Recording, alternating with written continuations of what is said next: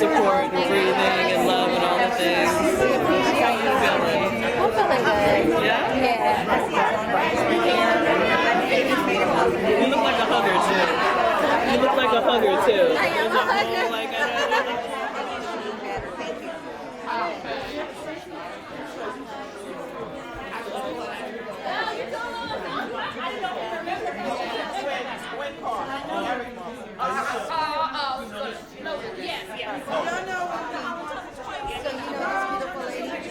Oh, Cindy! Hey, Keith. I know Miss Juanita.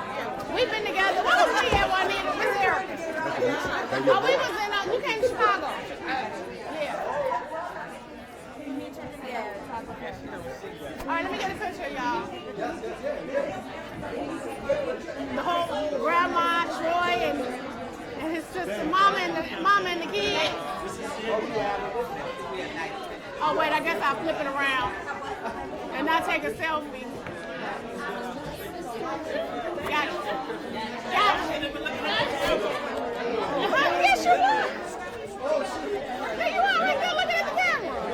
You're so used to taking pictures, you don't even know.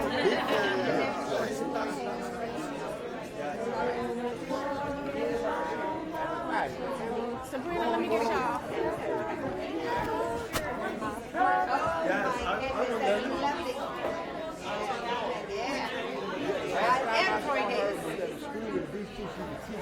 How are you? Oh my goodness. Good to saw you on the news. Yes. Thank you. I'm from Chicago. What? I know her too. I know everybody who was there. And Dejan. Okay. And you know.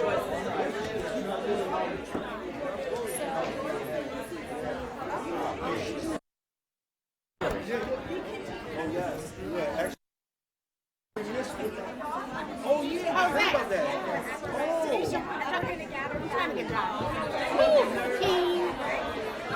I just brought her up. And you took it out.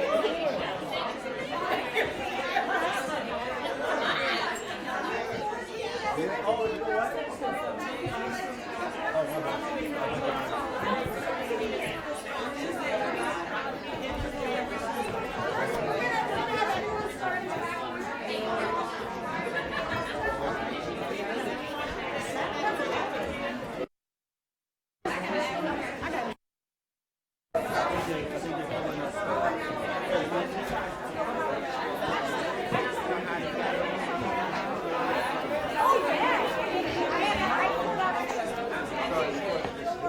Ready, set.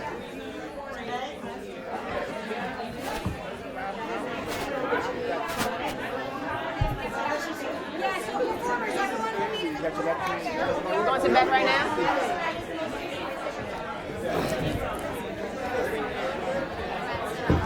Oh. Kevin.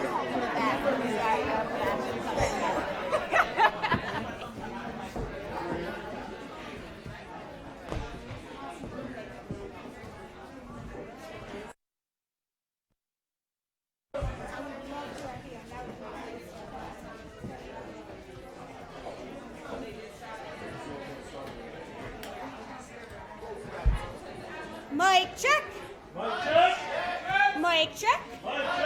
So we're still officially pre-show, but we have some pre-show music that is going to be offered courtesy of SCORE, which stands for Songs in the Key of Resistance.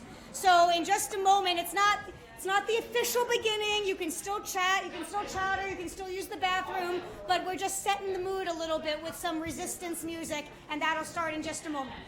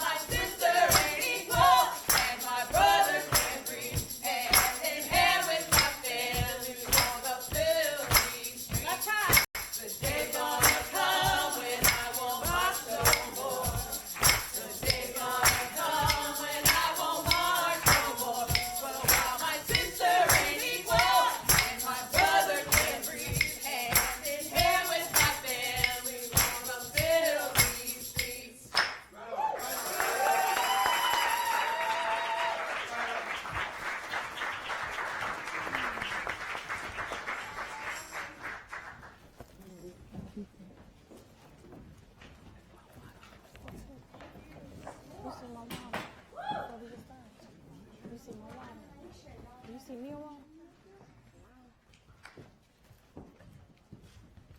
Let's give these singers a hand again, please.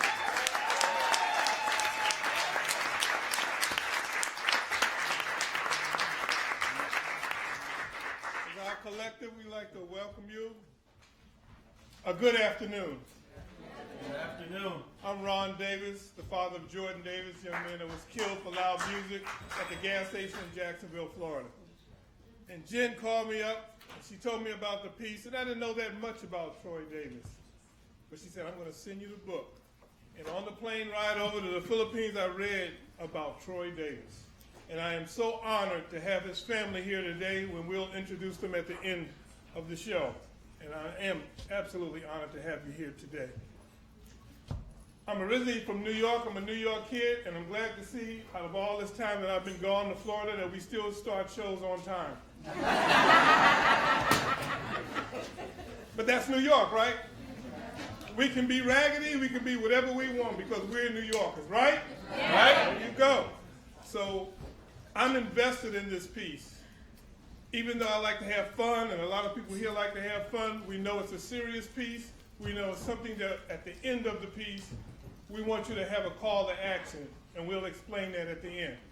I just want to thank Phil Montgomery, who's doing the filming here, and also for Jen Marlowe to bring us into this space. I made some phone calls and brought some of my friends into this space, and I have met individuals that I am grateful to be in the space with. Absolutely unbelievable individuals sitting in these chairs right now, and they're invested in Troy Davis, because we all are who? Troy Davis. Thank you. This is Aisha.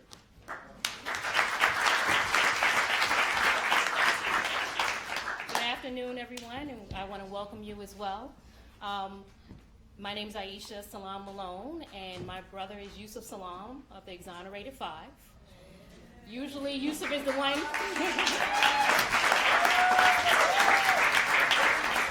Usually, Yusef is the one out there doing most of the speaking, and then after that, we have my mother, who's always been out there doing speaking. But neither one of them could be here today. So they said, you know what, Aisha, we want you to come on out here and support the family. This is not an issue just about the death penalty. This is about justice. This is about the way the justice system works.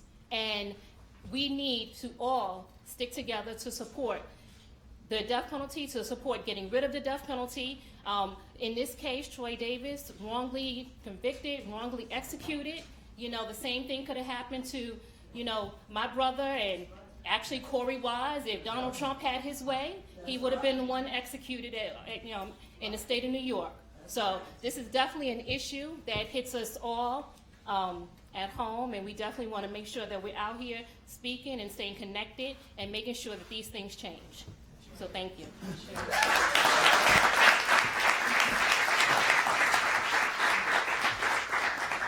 Just a few quick announcements before we begin the program. I want to very briefly talk about how what you're going to be witnessing tonight came to be, because it really is a witness experience, I think, more than a watching experience. I had the privilege of partnering with the Davises starting in 2007 when Troy was still on death row, and I heard Troy's warrior of a sister, Martina, speak on Democracy Now! About Troy having just survived his first execution date. And I was so compelled by this woman who was clearly a force of nature that I started to look into Troy's case, reached out to him in prison. He planted a seed in my mind that I might work with Martina. He planted the seed about making a documentary film. When I had the privilege to meet Martina a little while later, she said she wanted to write a book. And so that became the project that we partnered on. And that partnership made the Davis family my family. I feel like I want to say that. And Troy also my brother. And the book was published 2 years after Troy was executed. And then right when the book was coming out, Phil Montgomery contacted me and said, this story is so powerful, I'm a filmmaker, I want to make it into a feature film. So the screenplay that you're going to see these incredible folks behind me perform today, they're performing the screenplay that Phil wrote that was based on the book that I partnered with Martina and Troy's book that they wrote with my partnership with them. And When we were thinking about putting this event together, it happened when Trump announced over the summer that he was planning to resume federal executions. And he announced 5 execution dates. The first one was supposed to be tomorrow. Now, fortunately, those executions are stayed for now, but that doesn't mean that the administration isn't going to stop trying to push the federal execution. It hasn't been halted. And state executions sure have not been halted. There's still another execution scheduled in Texas in this year, in 2019. So we still have a lot of work. But that was the impetus for putting this event together. And my first thought was, we can invite some actors to come and tell this story. And then I thought, no, there's people whose story this is that needs to be the one telling it. It's the folks who are directly impacted by the death penalty, by the criminal injustice system, by state violence and racial violence, because of course the death penalty is the sharp edge of the interconnectedness of all those systems. And so that's how I came to contact Ron Davis. He brought some of his friends. I contacted a few people who brought their friends. And there's so many people to acknowledge and to thank. We'll have some opportunity to do that after the performance, but they're all also in this program. So if someone didn't get one of these, please do get one on the way out. Please no flash photography. We are being live streamed. That live stream will exist after the event, so no need to videotape anything. And we have a professional photographer doing photographs, and I'm happy to make any of those photographs available for different purposes. So please, phone silent, no photography. If people are able to hold any bathroom needs till the end of the show, that would be highly appreciated. If they're not able to, the bathrooms are right here. And I'd like us just to start with just one moment of thinking of who we want to bring in this space with us today.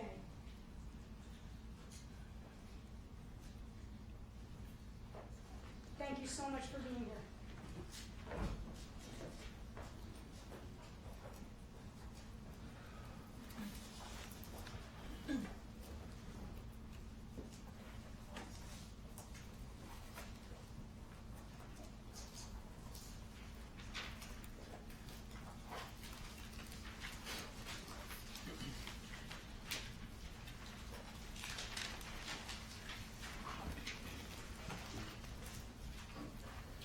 I Am Troy Davis by Philip Montgomery, based on the book by Jen Marlowe and Martina Davis-Corrêa with Troy Anthony Davis. Act 1, Scene 1. September 21st, 2011, 11:08 p.m. A young black woman in her 20s traverses a forested field, weaving through an anxious crowd of protesters. She drags a large floppy poster. We make out the picture of a black man, Troy Davis, and the words, "Too much doubt," across the top. She approaches an older, beautiful black woman sitting in a wheelchair when another protester intercepts. You hear anything? No. She reaches the older woman. Miss Davis. The older woman looks over. She is Martina Davis-Corrêa, aged 44, a woman of insurmountable strength.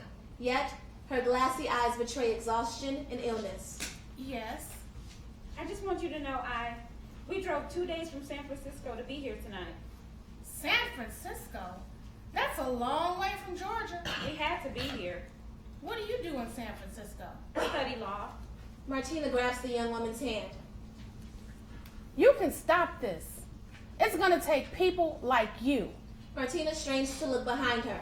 Laura, Laura comes straight over. this young woman studying law and drove all the way from San Francisco to be here. Could you put her in touch with our organizers in California? Of course. Hi, Laura Moy from Amnesty. Let me get your number. Hi, I'm Monica. Laura and the young woman exchange info. Martina's eyes lock on the towering, impenetrable cement maximum security prison lying before her. A police barricade blocks the protesters. Just behind them stand police officers in riot gear. Behind Martina stands her 17-year-old son, DeJauan Davis-Corrêia. He's the spitting image of the man on Monica's poster. He rests his hand on Martina's shoulder. You all right, Mama? Martina grabs her son's hand wordlessly. To speak might mean to lie. The image cuts to a close-up of a large black-skinned hand. The wrist is restrained. A thick IV feeds into the forearm. We hear DeJauan's voiceover. Poison. My mama always found it ironic. Flashback. Mustard yellow tiled walls surround the Davis family standing in a prayer circle in a prison visiting room. Among them, Virginia, the matriarch. Save us from violent men who stir up war, who sharpen their tongues with the poison of a vapor. Martina grips Troy's hand tightly, then cut to a hospital room. We see Martina's hand, and Ivy feeds her vein from a bag with chemotherapy drugs. Ironic that it was poison that kept her alive for all these years. Back to the man's hand, we follow the IV tubes through the walls into an adjoining room. They are connected to 3 vials of different colored fluids. But it was poison. It would be poison that would kill my uncle. The first vial is activated, draining into the tube. Mama would say that as long as Uncle was on death row, she would be on death row too. That's why she fought with everything she had. But when the poison finally took my uncle, I knew. We are back to where we started, the front yard of the prison. Martina and DeJauan continue to look to the prison walls. I knew it would take my mother's life, too. Fade to black. Scene 2. Savannah, Georgia, August 19th, 1989, 22 years earlier. A pounding knock on the door. We cut to Troy's bedroom in Davis' house. Posters of dance crews and b-boys cover the wall. The knocking continues, awakening a young black man in a twin bed. He's a younger, scrappier Troy Davis. Troy's mother, Virginia, moves to another door and bangs again. All you kids, up now. 5 more minutes. Not having it, Troy. Virginia opens Troy's door. His head is buried in the pillow. Think I don't see you? Mama, I'm tired. Troy's siblings, 15-year-old Lester and 8-year-old Ebony, ambled obediently down the hallway. I'm not going to say it again. And don't think I didn't hear you coming in at 2 in the morning. Okay. Child, don't even get me started. Virginia leaves as Troy's other sister, 17-year-old Kim, stops at his door. She walks with a cane. What you want? Kim sticks at her tongue. Troy throws a pillow at her. Get out of here, stupid. She smirks and hobbles off. Troy sits up. His eyes betray quiet distress. Cut to the kitchen. Troy sits opposite Virginia with Lester and Ebony eating breakfast. Where were you last night? At a party. Getting in so late. Kim pokes her head around the corner, shouldering a phone. Mama, Sandy asked if we could take a ride together to the rink. You can't even skate. Lester. I can still hang with my friends. I want to go roller skating. You're too young. Troy, drive your sister to the rink. Troy shoves food around his plate, his mind elsewhere. You know my car is not running? Why don't you have it running yet? Because he ain't got no job.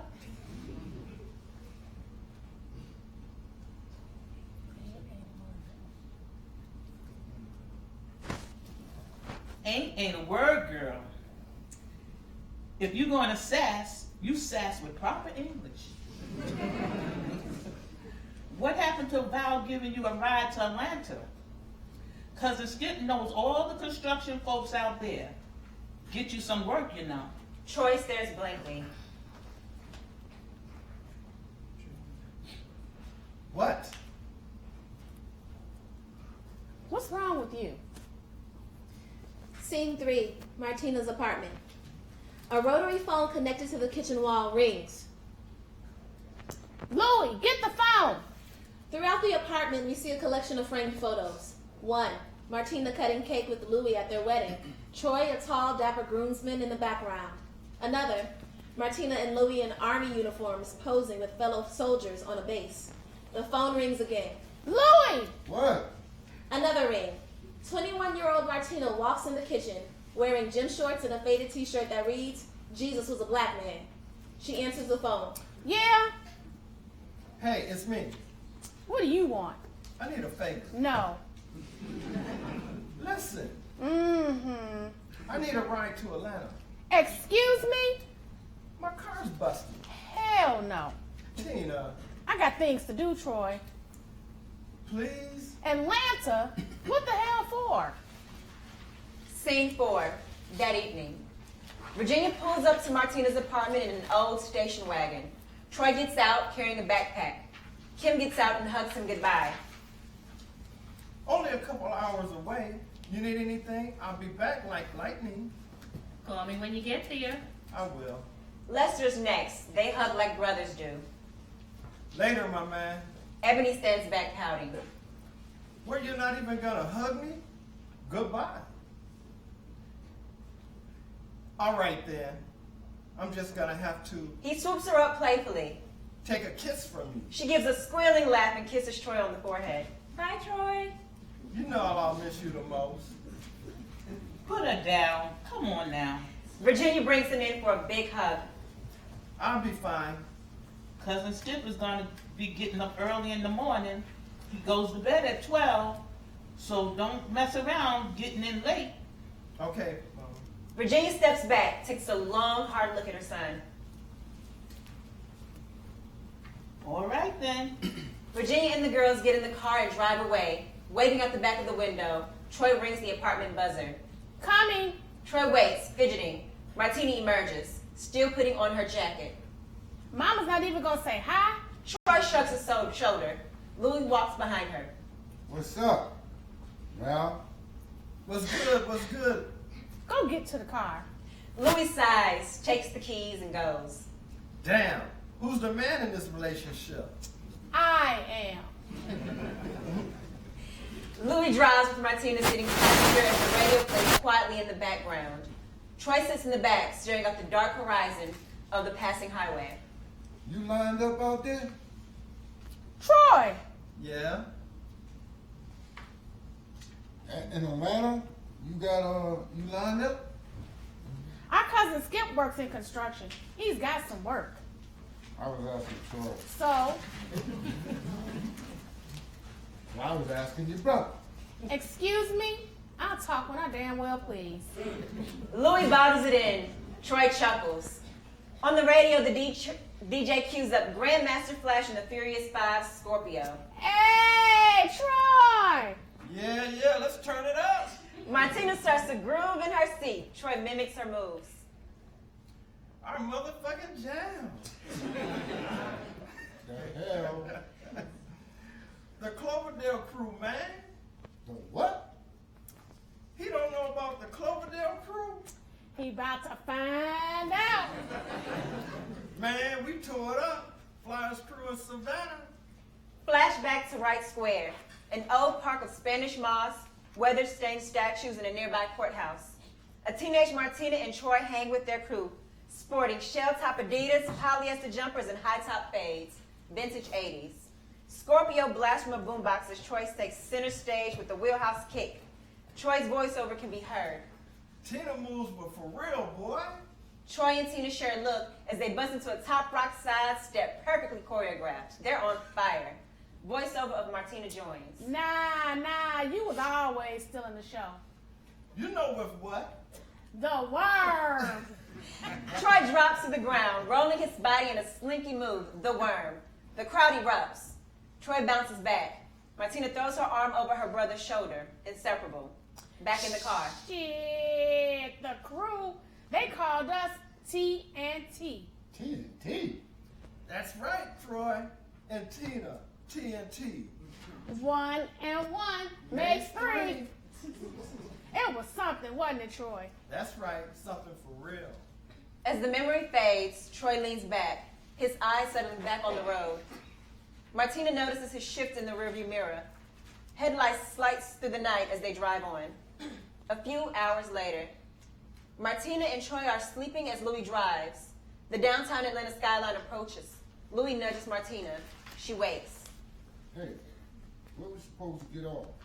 On foot or? Where are we? Shit. What time is it?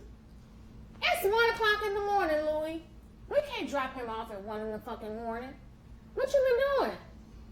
Been trying to find the right exit. For the last hour? Don't even. Cut to an overgrown, empty parking lot. The downtown Atlanta skyline sparkles in the distance. Troy, Louis, and Martina are all asleep in the car. Camera focuses on Troy, who takes us inside his dreams. We see the parking lot of a Greyhound bus station at night. A security guard rounds the corner. Hold it. A gunshot echoes. Troy is running frantically in the opposite direction. Another gunshot. Troy ducks, fearing for his life. Then Troy jolts awake. The sky is getting lighter. Troy leans forward and gently grabs his backpack from under Martina's head. She wakes and sees him exiting the car, looking at the sunrise. Martina emerges, standing next to him. Hey. Hey, Troy digs in his bag and pulls out a sweatshirt to put on. man, it's cold. Could have used this last night. Why didn't you? And wake you up? I don't want no trouble, master. Martina smiles. Troy takes a deep breath. Everything cool? Yeah. Don't I seem cool? You seem perfectly cool. Then I'm cool. She knows better, but lets it slide. You ready to go to Skips? In a minute. They take in the morning glow. I think I could get used to Atlanta. Something new. The sunrise is pretty. Yeah. Martina leads her head on her brother's shoulder. Scene 5. New Life Church, early morning. Reverend Jones owns the pulpit as he half sings, half shouts to his hungry congregation. Among them, Virginia, Kim, and Ebony in their Sunday best. For let us never forget, our struggle is Jesus' struggle, just as Pontius Pilate had done unto him. Amen. Amen. Left to die on his cross, let us not be held captive by evil masked as justice. Say yes in the Almighty. Yes to you, Almighty. Say yes to the Almighty. Yes to you, Almighty. Later that morning, Virginia, Kim, and Ebony drive home. Rounding a corner, Virginia brakes abruptly, nearly hitting a police officer who is running down the street wielding a shotgun. The street is blocked.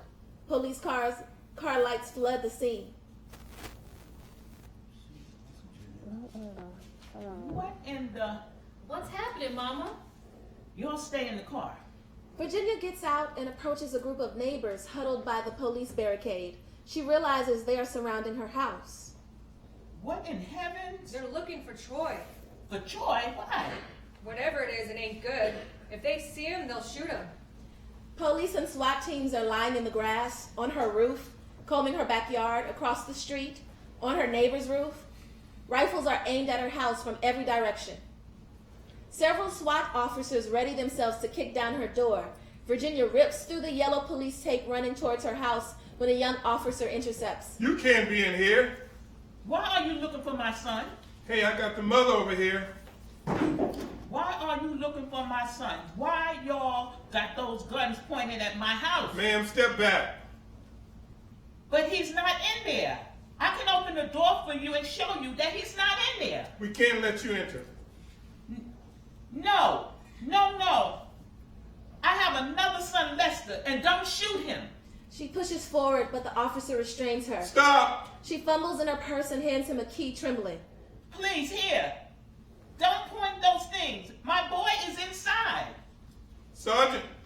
The officer hands the key to the SWAT leader, who inserts the key in the lock. The door swings open. SWAT officers pile into the home, fingers tensed on triggers. An officer cautiously rounds a corner into Troy's bedroom. He poises his gun and moves in. Clear. Another officer follows. They toss the room for evidence. In the kitchen, a different group of SWAT officers rifle through cabinets and drawers. One approaches the refrigerator where a collection of family photos are stuck on with magnets. He plucks a photo of Troy in a Yankees jacket off the fridge. In a side closet, another officer opens the washing machine and pulls out the clothes inside. He holds up a pair of blue shorts. Another illuminates them with his flashlight, revealing some kind of brown smudge. They nod. Evidence. Outside, Virginia, Ebony, and Kim stand among the roaring crowd of neighbors. The SWAT team begins piling back in their cars. Ma'am, your key. No one was inside. And if he was, y'all would have just shot him down like he was a dog in the street. He walks off without a word. Virginia runs full steam inside her house, storming to Troy's bedroom. It's ransacked. She collapses to her knees, convulsing in grief. Scene 6. That afternoon, Martina and Louis enter their apartment. Check the messages. Louis ignores her and turns on the TV. Annoyed, Martina walks back to the answering machine. She clicks play. You have 2 new messages. Tina, call me when you get home. Beep. Where are you, baby? Where's Troy? Call me. Martina starts to dial. Hey, What? Troy's on TV. What? Martina runs into the living room to a news broadcast. Nighttime footage of officers investigating a crime scene at a Greyhouse bus station.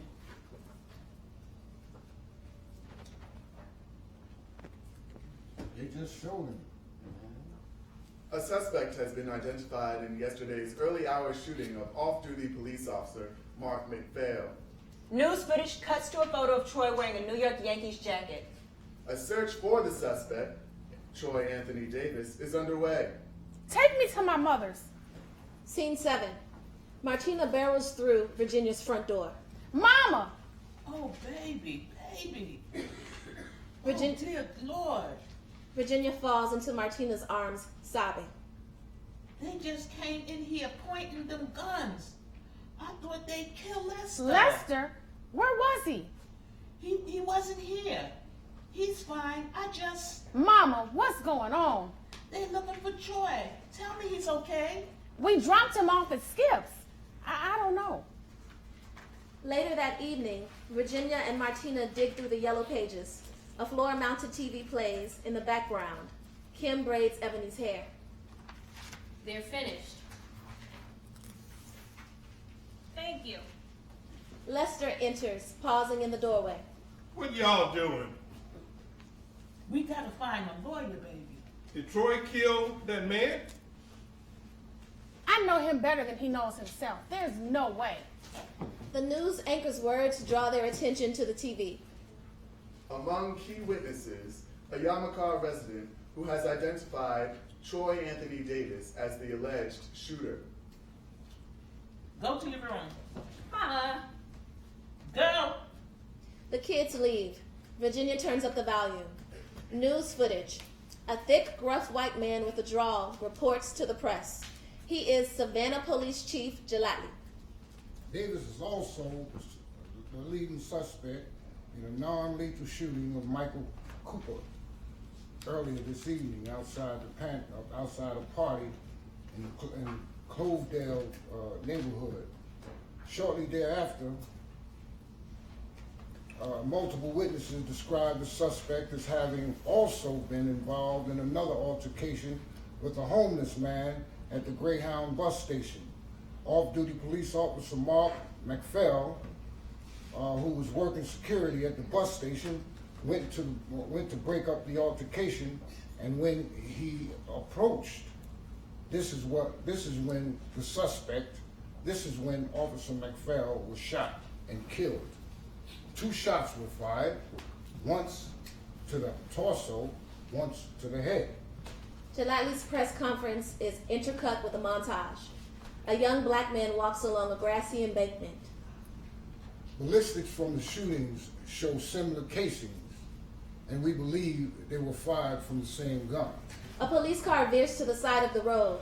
2 officers barrel out, drawing their guns. You! The black man stops. What you want? Get on the fucking ground. Like an old habit, the black man puts his hands over his head. The officer presses a knee into his back, shoving him space into the cement. The fuck, man? Outside a liquor store, a group of 3 black men are pinned against the wall, hands on their heads. 2 officers frisk them, barking questions. At this time, we are actively searching for Davis' whereabouts. We suspect he may be armed, very dangerous. In the projects known as Yamaka Village, dozens of men are being rounded up. Those who push back are pinned with excessive force. From the defiant profiles pressed against the ground, one face stands out. 16-year-old Ben Gordon. Please use caution, and please report any information to the police immediately. In the interrogation room of the Savannah police station, Ben Gordon sits scared. Across from him is a young, thick, white interrogator, Detective Ramsey. Another detective, also white, observes from the corner. If you don't talk, you know what that means. Means he's a guilty nigger. Guilty of something, and I can't help you if you don't talk. The police chief wraps up his press conference. But make no mistake, we will find Troy Davis. We will prosecute him to the fullest extent, and justice will be swift. Scene 8. Martina sits alone in Virginia's kitchen. Looking through a list of lawyers, the phone rings. Hello? Tina, Troy, can I talk to Mama? where are you? Let's skip. What's going on? People are looking for you. What you mean people are looking for me? An officer is dead, Troy, and they have your picture all over the TV. Virginia grabs the phone from Martina. We can't talk. Probably they got the phones bugged. At the bus station? Yes, at the bus station. How do you know that, Troy? What happened? Everyone stop. Just stop talking. Shit. I'm gonna have Skip take me back to Savannah. No, you stay where you are. Mama, I'll come back and I'll talk to them. Baby, they are out for you. If they see you, they will kill you. What you say? Do not move. You hear me? Stay right where you are and don't show your face till we find a lawyer and figure this all out. Late that night, Virginia is watching the local news. Troy's image is over the title, Cop Killer. She grips her Bible. Mama. Martina turns off the TV. Virginia bows her head, her eyes swollen. Reverend spoke to his contact at the police station. He's got to turn himself in. What if he don't make it to the station? I'm going with him. I'll make sure he's safe. Okay, baby. Mom. Yes? Did he tell you what happened? What you mean? Why did he ask me for a ride to Atlanta? For work. Why all of a sudden on a Saturday, the day after all of this? I don't know. He woke up. He did his chores. It was just like any other day. Scene 9. A black sedan approaches Troy, who is waiting with his backpack. Unmarked police lights are perched in the front window. The driver and passenger are police detectives. In the back, next to Martina, sits Reverend Jones. The car stops. Martina runs out and grips Troy's arm. For that moment, they are alone. Troy, you tell me right here and now, did you have anything to do with shooting that officer? They sink into each other's eyes. Troy! No. Don't you lie to me. Look at me, Tina. Look at my face. No, I didn't shoot any police officer. Martina studies her brother. All right, then. Martina leads her brother into the back seat. Sit in the middle, Troy. I'm too tall for... We don't want anyone to have a clear shot at you. What you mean? Just sit in the fucking middle and keep your mouth shut. 4 hours later, the black sedan enters downtown Savannah. The officer driving looks to the rearview mirror at Troy. Why did you come back, Troy? Why didn't you run? I'm not gonna run for something I didn't do. They pull up to the police station. A huge crowd of armed police, some in riot gear, stand in front. Hordes of reporters, photographers, and an angry mob is behind them. Martina and Reverend Jones are escorted behind a barricade and find Virginia in the crowd. Troy, now in handcuffs, is jerked out of the sedan by Detective Ramsey and paraded past the hungry crowd.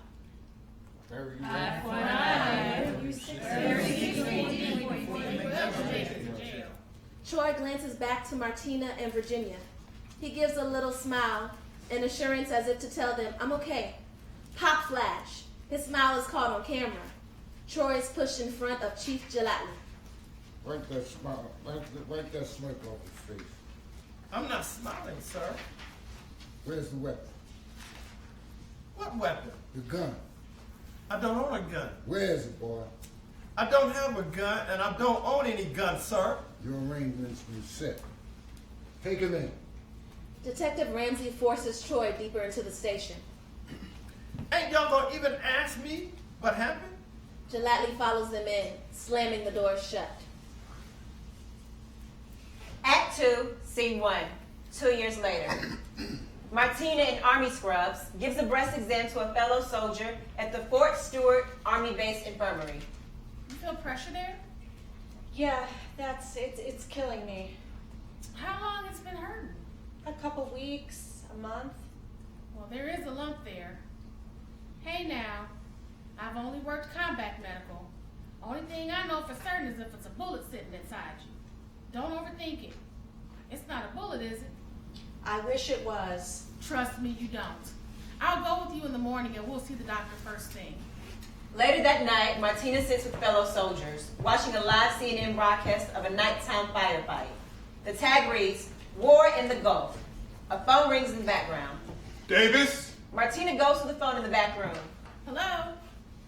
Chatham County Corrections Facility. Do you accept the call from Troy Davis? Yes. A few clicks are heard. Hello? Tina. Hey. Hey. Boys are yelling out here that we're going to war. Looks like it already started. Hello? They're sending you over there? Where? Middle East or wherever. Iraq and no. Don't want you fighting in no wars now. Don't worry, I'm here. They approved my leave. Now why you do something like that? For the trial, idiot. So I can deal with you. I don't need any help. Yeah, right. You need all the help you can get. Yeah. Heard things aren't so solid with you and Louie.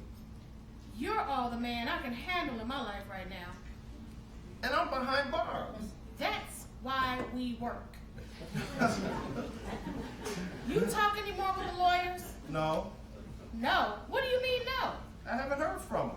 When's the last time you saw them? 2, 3 weeks ago? Mama pay her? I don't know. She doesn't tell me stuff like that. I'll check with her. It's cool. What do you mean? I mean, once I get in that court, I'll finally get to say my piece. And my ass will be out of here. You know it's gonna be harder than that. Yo, what we doing over there anyway, in Iraq? I don't know. Scene 2. Martina, Kim, and Virginia, exquisitely dressed, take seats in a packed courtroom in the Chatham County Courthouse. Virginia clutches her Bible. Troy is brought in from a side door, dressed in a suit and a tie, and escorted to the defendant's table. He sits next to his lawyer, Robert Ballagate. Troy glances back to his family and gives an assuring nod. The Davis women return the gesture, their heads held high. From the prosecution table, District Attorney Spencer Lawton waves over a guard, whispering to him and pointing to the Davis women. Lawton hands a piece of paper to the guard. Kimberly Davis, Martina Davis, Virginia Davis. Yes? The three of you have to leave the courtroom. Excuse me? You have to leave. You don't say just that. You're state witnesses. Witnesses can't watch the proceedings. Witnesses? What are you talking about? The guard holds up the piece of paper. You're all on the list. You all have to leave. Virginia, Martina, and Kim are marched out of the courtroom. And where are they going? It'll be fun. The guard grabs Virginia's arm, moving her into the hall. Get off my arm. This is some bullshit. You're allowed back in if you're called to the stand. And what if we're not? The guard shuts the door behind him. Hey, what is this? You want my child to look like he's a monster? You want him to look like he's a cop-killing monster? We gonna leave? No, we staying right here. Scene 3.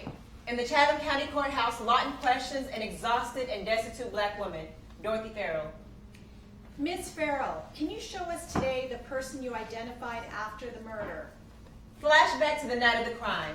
Dorothy slowly walks down a rundown motel staircase. She looks across the street to the Greyhound bus station where a group of distant, indistinguishable black men scuffle. A few men are running away. One man pulls what looks to be a gun. Hold it. A gun ring shots out. Dorothy's flashback ends. Answering Lawton's question, Dorothy points to Troy. Next to the witness stand, Ben Gordon, the teenager interrogated earlier.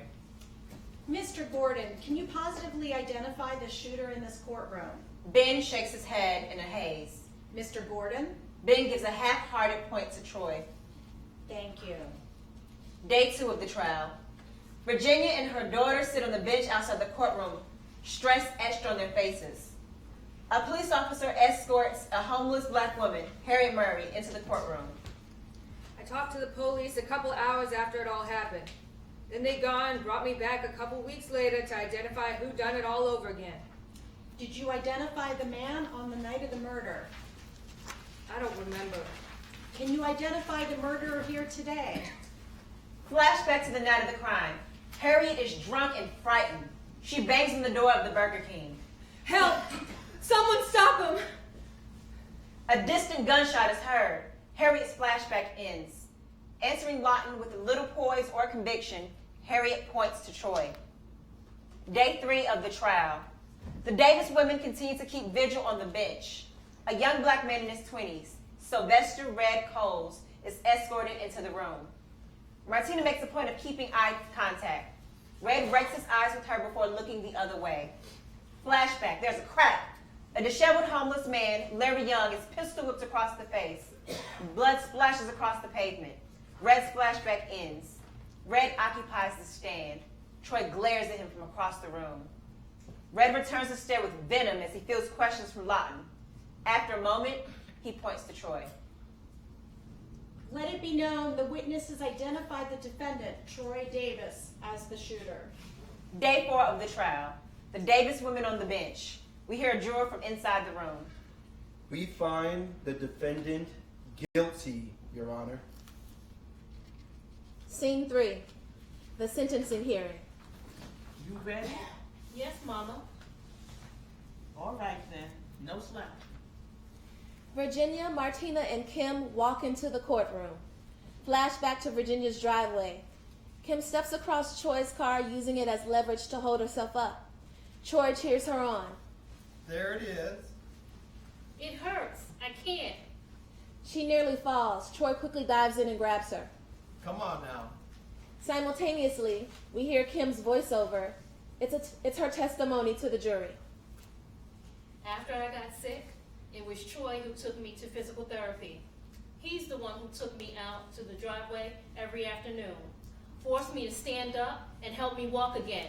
I said I can't do it, and he'd always said. Troy holds Kim as she slowly makes her way to her cane at the end of the driveway. Can't is not a word. Not for you.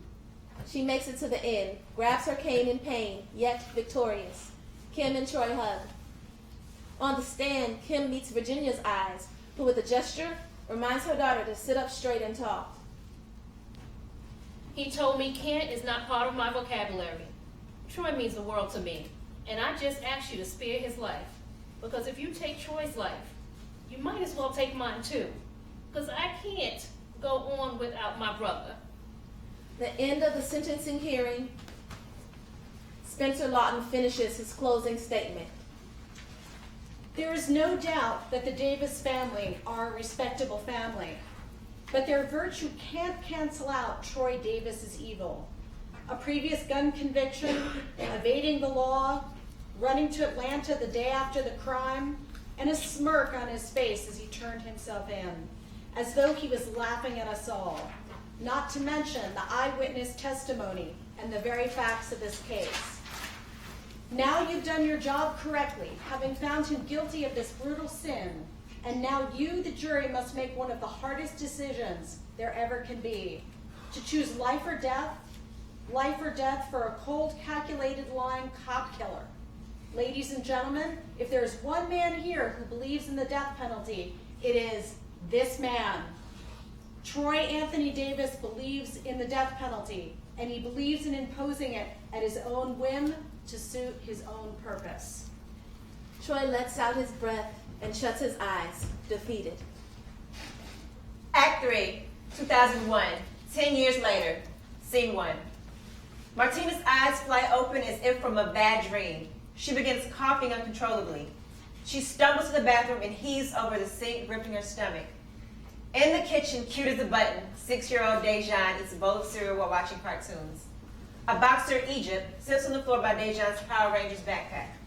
On the fridge, a variety of photos from the family's visits with Troy. Troy, bulkier and more built, always in dapper white prison uniform, is clearly the happiest when holding Dejan as a baby, then as a toddler, to today. Martina slowly walks out of her bedroom. Her belly is bloated, her complexion sallow. Hello? Morning, baby. You get ready yourself this morning? Yes. There's a message from yesterday. Yeah? Martina presses play on the answering machine. Ms. Correia, this is Sandy from Claire Stern and Associates. Mr. Stern appreciates you sending us the files on behalf of your brother's capital case, but he regrets that he cannot be taken on any pro bono appellate work at this time. If you... Martina stops the message. She pulls a legal pad from a briefcase. Written on it is a long list of law firms. They are all crossed out with the exception of Claire Stern. What's pro bono? What, baby? What's pro bono? What's it mean? It's what we pay the teachers that work in Uncle Troy's school. Her hand shakes as she crosses out the last name on the list. It means they work for free, baby. Why don't we pay them? Because people with money don't go to your uncle's school. Martina emits a feeble cough with a light spray of blood. She catches it in her hand, hiding it from Dejan. What's wrong? Nothing, baby. You going to see Uncle Troy tomorrow? We're going to try. Mommy, What? why Uncle Troy school looks so different from mine? Why don't they have no desks or anything? You're too smart and ask too many questions. But why don't this school have any kids? Because it's a school for grown people. Now away with you. Don't be late for your bus. Dejan stares at her. What? He gets up and gives her a big hug. Oh, thank you, baby. Your mama needed that. Scene 2. Martina is checking a patient's blood pressure. The doctor will be just a minute. Later that morning, Martina is bent over a toilet vomiting. Angie, another nurse, enters. Sweetheart, you okay? I need your help. 10 minutes later, Angie rolls the ultrasound over Martina's ribcage. What am I looking for? Move the screen over so I can see. Angie moves the monitor. Here, let me try. Martina takes the ultrasound and moves it over her liver. Dark spots on the organ are visible. Shit. What is that? Scene 3. Martina is sitting on a hospital bed. Virginia sits next to her, holding her hand. Mom. What, baby? You believe in karma? What do you mean? That our actions affect our luck in life? There's no luck. It's just God's plan. What was God's plan for that officer? What do you mean? He had 2 kids and now no father. That's God's plan? I don't know. Dr. Cobb enters. It's really good that you found this, but I don't want to skirt around what's happening. You said you've been showing symptoms for over a year? Yes. And diagnosed as what? Ulcers, PTSD, diet. You have stage 4 breast cancer that's affecting your lymph nodes and your liver.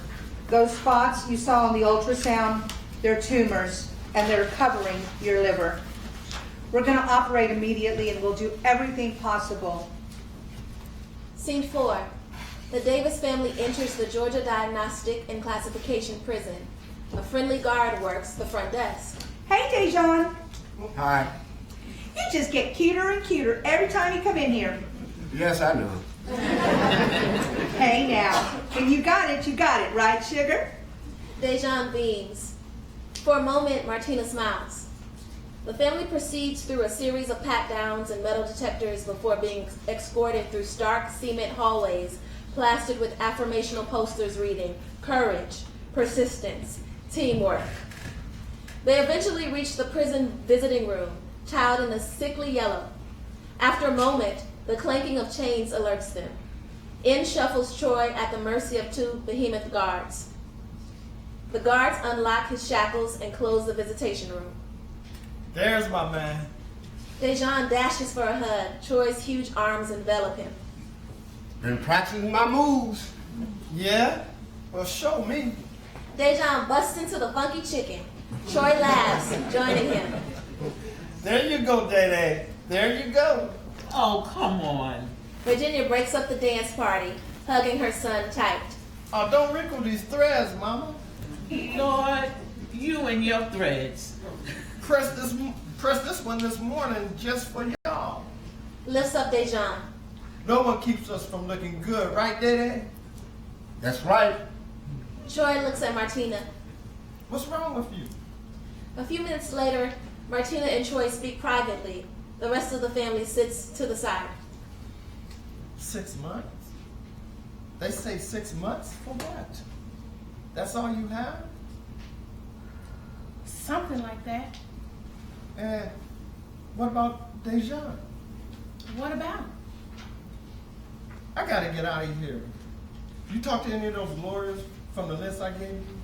I've tried every lawyer we can afford. What about the lawyers from the resource center? They said they'd help. Yes, I've tried. Their funding's been slashed. They don't have the money or the staff. I need a lawyer, Tina. I don't want to hear it right now. I can't do shit from in here. I need your help. You need my help?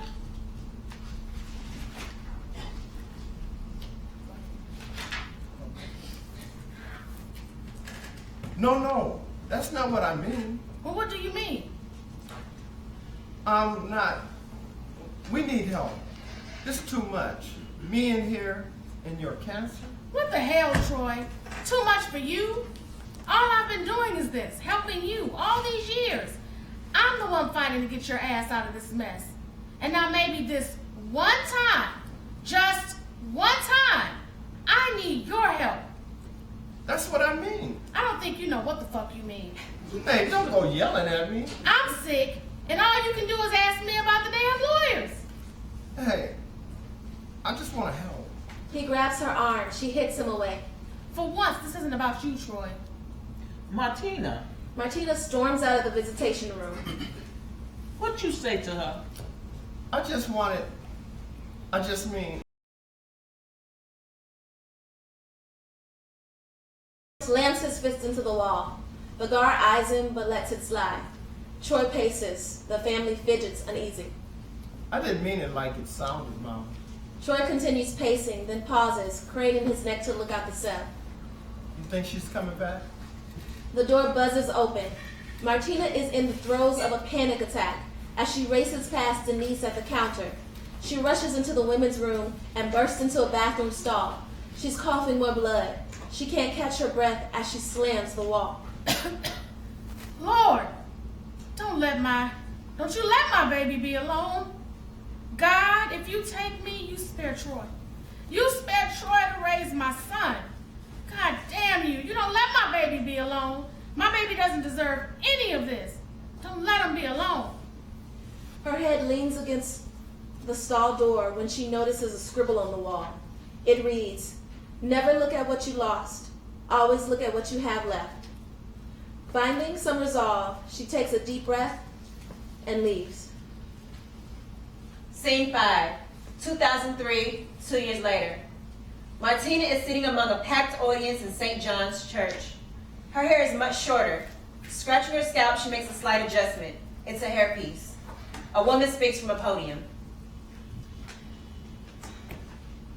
When my son was killed, you spent all those years waiting to see the man who did it. I did.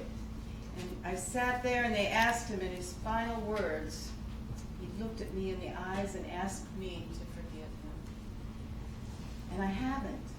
But it troubles me more now, that now he's dead and I still have no peace. I don't see the purpose in any of it. Thank you. Next to the podium sit a row of panelists, behind a banner which reads, National Coalition to Abolish the Death Penalty. Among them sits Laura Moy, with a plaque that reads Amnesty International. Next to Laura sits Benjamin Jealous. His plaque reads NAACP. Thank you, Irene. It is important to consider that while millions are spent on capital punishment cases, seldom do we see even a single dollar put towards the victims of violent crimes for grief counseling, medical care, lost wages. In recent months, we've also been looking into another case involving Georgia death row inmate Troy Davis. His sister Martina reached out to us, and I had the pleasure of meeting her here tonight. Martina, maybe you'd like to say a few words. Oh, I didn't know you wanted me to. Y'all doing fine? A volunteer hands Martina the mic. She musters the courage and stands. Oh, okay. Well, I'm not sure where to start. The case surrounding my brother is complicated. It involves the killing of a police officer, a father. My brother is innocent. Of this, we're certain. But it's hard finding people who will listen, and it's almost impossible to find people who can help. So thank you. Thank you, Martina. As you know, our goal here is to bring cases like your brother's into the public eye. Actually, if you don't mind, I'd like to share a story. Please. Thank you. See, about 3 months ago, I was pulling out of the driveway and I hit something. I heard a cry and I'd hit my son's dog, Egypt. His leg was hurt pretty bad, but he was still alive. So we took him to the vet and they said with surgery, they could fix him. But it would cost about 10 grand. And I don't know about you, but I don't have that kind of money lying around. The nurse suggested we put our dog down. Flashback. DeJauan and Martina drive through the Savannah streets. Egypt, a panty mess in the backseat. Mom, they gonna kill Egypt the same way they gonna kill Uncle Troy? When he asked me that, I didn't know what to say. The thing is, because he's so young when we go visit, I said we were going to his uncle's school. I tried to hide the fact that it was prison, that it was death row. But it turns out he knew. He always knew. Not only does my son understand that the state of Georgia intends to kill his Uncle Troy, he knows just how they plan to kill him. He knows they kill human beings the same way you put down a dog. Now, I've been diagnosed with stage 4 breast cancer. They told me I had 6 months to live. But that was over 2 years ago now, and I'm still here. I fight for my brother with everything I have, with whatever time I have left. I want to be an example for my child and want his Uncle Troy to be there to see him grow old. So when my son asked me that question about how they plan on killing his uncle, I knew there was no way we could put down that dog. I do whatever it takes to fix Egypt, and I'll do whatever it takes for my brother, because he's as innocent as me and everyone in this room. Troy Davis is the one who ended up on death row, but it could have been any one of us, and that means something. It means that Troy Davis could be you. It means that my name, your name, is the same as his. I am Troy Davis, and so are you. Thank you. Scene 6. DeJauan sits on Troy's lap in the prison visitation room. The rest of the family sits by the vending machines. What's this? You're fighting in school? Hitting kids? DeJauan is silent, pouting. Huh, boy? Just one kid. One kid? Was he messing with your girlfriend? No. He stole your money? No. You hit him for any good reason at all? He was hitting me, so I hit him back. So you think that's a good reason? DeJauan shakes his head no. What would your grandma say? I don't know. She'll say if someone hits you, you turn the other cheek. And she's right. But Uncle Troy, I only have 2 cheeks, and he keeps hitting me. Troy thinks on it, laughing. He tickles the little guy. That's a good point. You only got 2 cheeks on your face, but you also got a butt cheek here and another butt cheek there. I wish you were my dad, Uncle Troy. Yeah. Some commotion down the hall stirs the rest of the family. Troy looks over to see a blue-eyed blonde young man in a suit being escorted by a guard to the other side of the cell doors. All right, baby. Troy's got an appointment. The family begins clearing their chairs, moving into a prayer circle. As they do, Troy and Martina whisper. Him? Yeah. His name is John HANUSZ. Where he come from? The Resource Center. Where before that? Emory.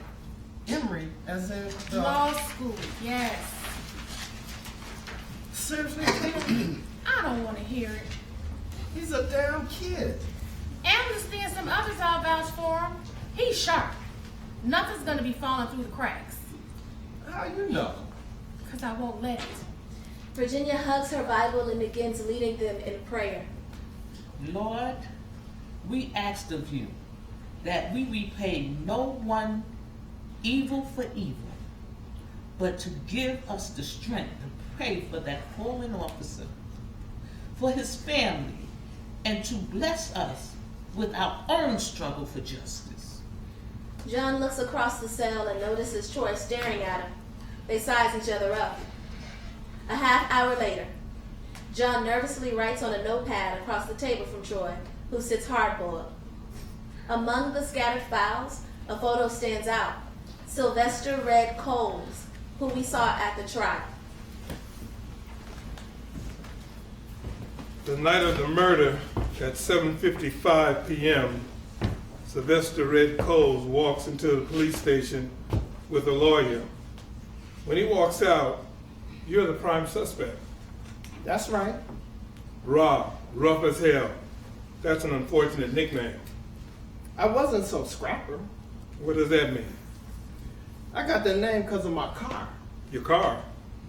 My car was always breaking down. It was a rough ride. When you're a kid, everyone calls something, you go with it. And the prior gun conviction? Man. Prosecution made a big point of it at the trial. It was the year before. I was driving some friends of mine. Police rolled up on us. He bailed, left his piece in my back seat. We weren't even doing nothing. The gun wasn't mine. Why'd you sign a confession saying it was? Well, the Lord told me I had 2 options. Sign their paper, pay $250 and get a misdemeanor, or pay who knows what to fight it in court. Bet you wish you would have fought that harder. I never owned a damn gun. I'm testified to all this. And the shorts? What about the damn shorts? Detectives reported blood was found on them taking them out of the washer. They were stained. I mowed our lawn that day, the same shorts. Could have been dirt. You wore the same shorts the night of the murder?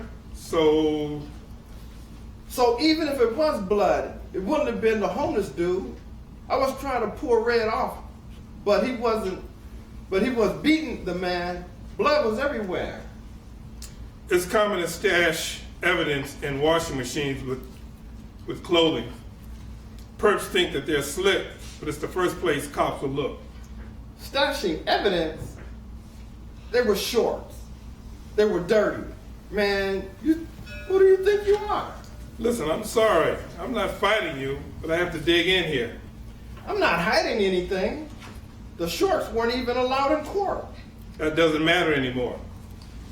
Did you do your homework, boy? It matters.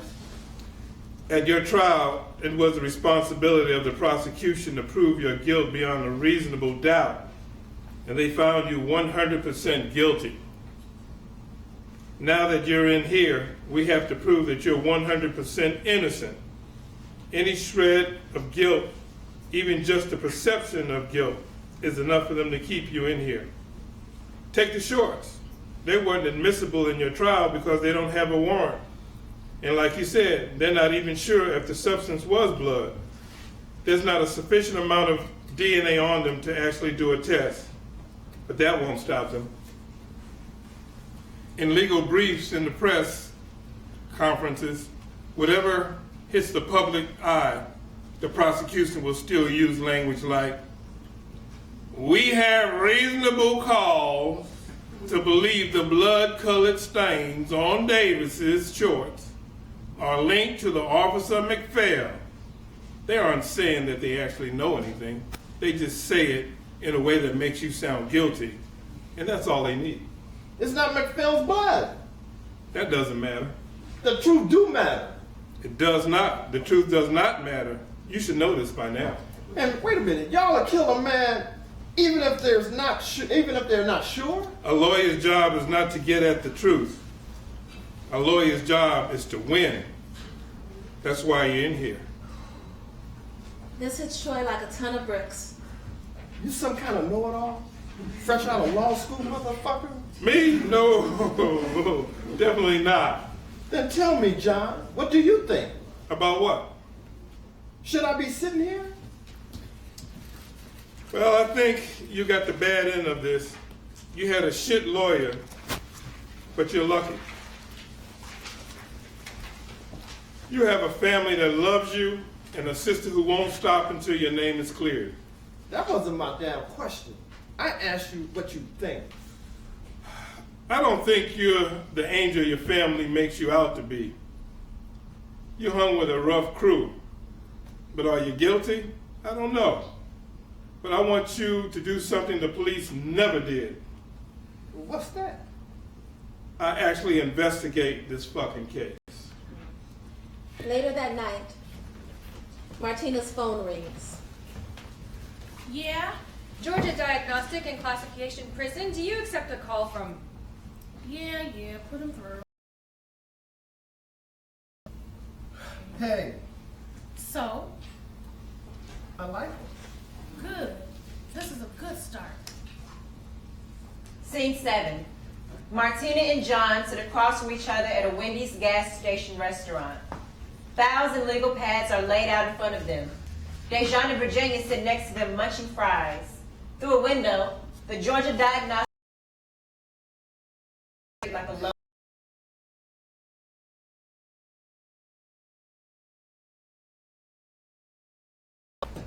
It's a start, but she refused to sign it in front of a notary. It could be made inadmissible. Why wouldn't she get it notarized? Flashback. Rain barrels down.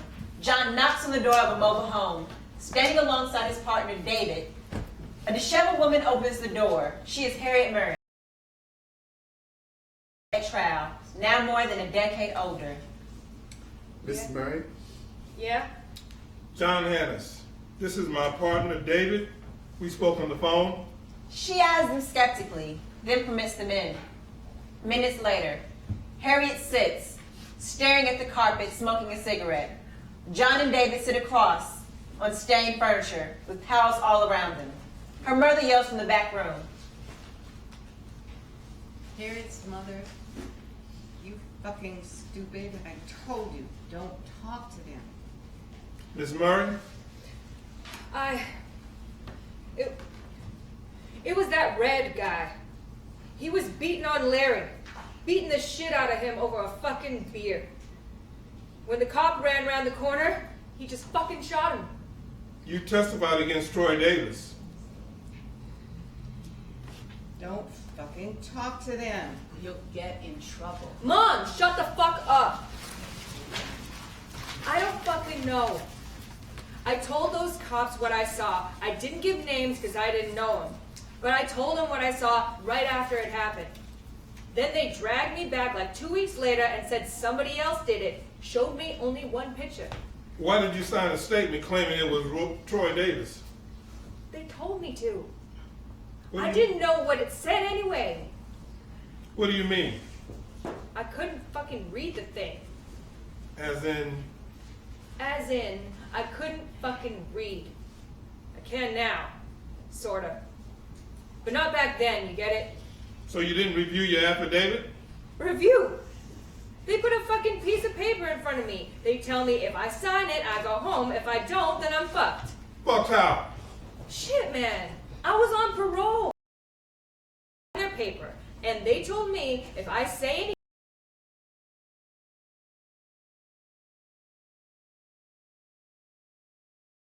a statement telling exactly what you just told us? hell no. Ain't gonna have them coming after me now. A lot of time has passed, Miss Murray. Over 15 years. We'll do whatever we can to see you're protected. We'll read it out loud for you if that helps. I can read now. Not that it matters. We need your help. A man's life is on the line. She takes a long drag. Her leg tremors. Fine. Whatever. John and David handwrite an affidavit which Harriet reads, signs with a scribble, and hands back. There. We actually need you to sign it in front of a notary. A what? No. We done. It's only a few blocks away. I said we done. Moments later, Harriet slams the door in John's and David's face. The rain slamming down. They share an exhausted laugh. Flashback ends. It's always something. John hands one more paper to Martina. Some better news. That's an affidavit from Dorothy Farrell, the woman at the motel across the bus station. It's a full recantation, notarized. She says the cops pressured her as well. That's good work, John. Have you spoken to Troy? He's seen these. John, have you talked to him about what happened that night? I've read this trial testimony. Are you gonna make me ask again? Okay. I had a professor at school, my favorite teacher, a really smart guy. And he had one cardinal rule: win, get all your facts, but never ask your client what actually happened. Excuse me? Because if you find some discrepancy in their story, it can weaken your own conviction. And juries can sense those things. Martina pulls a couple of quarters from her purse and hands them to Dejan. Here, baby, go play a video game with Grandma. Mama, you just sending me away so you can swear at him. Let's go. Okay. Dejan hurries off with Virginia.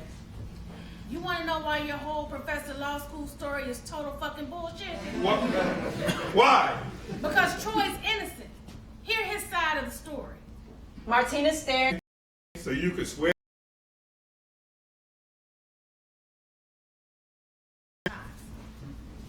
Scene 8. John sits across from Troy with a pad of paper and a pen. Your sister insisted, so I'm asking you. Flashback. It's August 18th, 1989. 20-year-old Troy, sporting a white t-shirt and blue shorts, walks into a house party with two friends, Dee Dee and Eric. The party is packed with teenagers, red cups and booze. 80s hip-hop bumps from a large boombox. Smoke mingles in the heavy, humid air.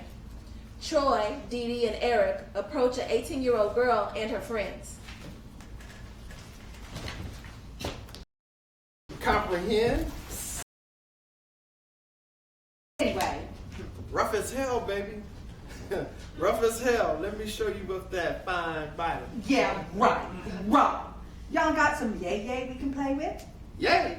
Nah, I don't play that game. Hey, but we do know people who know people. Whatever. The girls walk away, scoffing at the boys in their wake. Rough as hell. He mean dumb as hell. What do you say about my boy? Shay turns, flips him the finger. Go on and take those junky asses back to whatever nigger hoedown you come from, bitch. Whoa, don't be calling a girl a bitch. She's making fun of you, man. Fuck that, man. If I don't get mine tonight, I'm gonna spark it on somebody, boy. Troy notices a young man in a yellow Turtle Records t-shirt walk into the party. He's Sylvester Red Coles. Shit. What? Can't have Red see me move on these girls. Why you care? Me and his sister, you know. And you stupid for that, man. Man, that's a nigga who wanna live in jail. Don't you think I know? Shit, whenever I'm bored, you're bored. Yeah, well, let's just go. As Troy and his crew leave, he and Red nod a mutual hello. Out of the corner of his eye, Troy sees a young Ben Gordon bump shoulders with Red, who The fuck? We chilling, back up. Watch your mouth, boy. Force me to concentrate. And I'll make a fucking mess of it. Ben and Michael move along, mouthing something profane. Red watches them, brewing. A half hour later, at Charlie Brown's pool hall, Troy breaks the balls on the table just as Dee Dee bursts into the door. Yo, check it. Red is going batshit outside.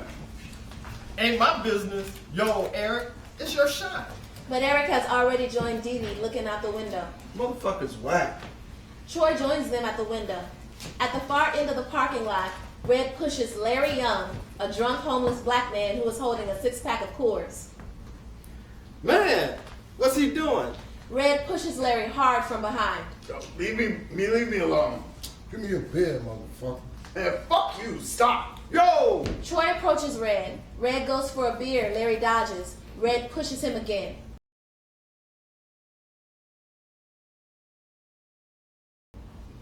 Yo, let him. Running towards the Greyhound bus station Burger King drive-thru. Red gives chase. Larry runs toward a strung-out young woman sitting along a median wall. Harriet Murray. Watch out! Red comes from behind, clocking Larry on the back of his head with a .38 caliber pistol. Blood splatters. Larry falls to the ground. You gonna give me a beer, motherfucker. Stop it! You stop it right now! Red bashes Larry across the face. Wanna say to me, nigga? Troy tries to pull Red off. Stop it, man. What's the matter with you? Shut the fuck up. Red pushes Troy away. Another. Harry.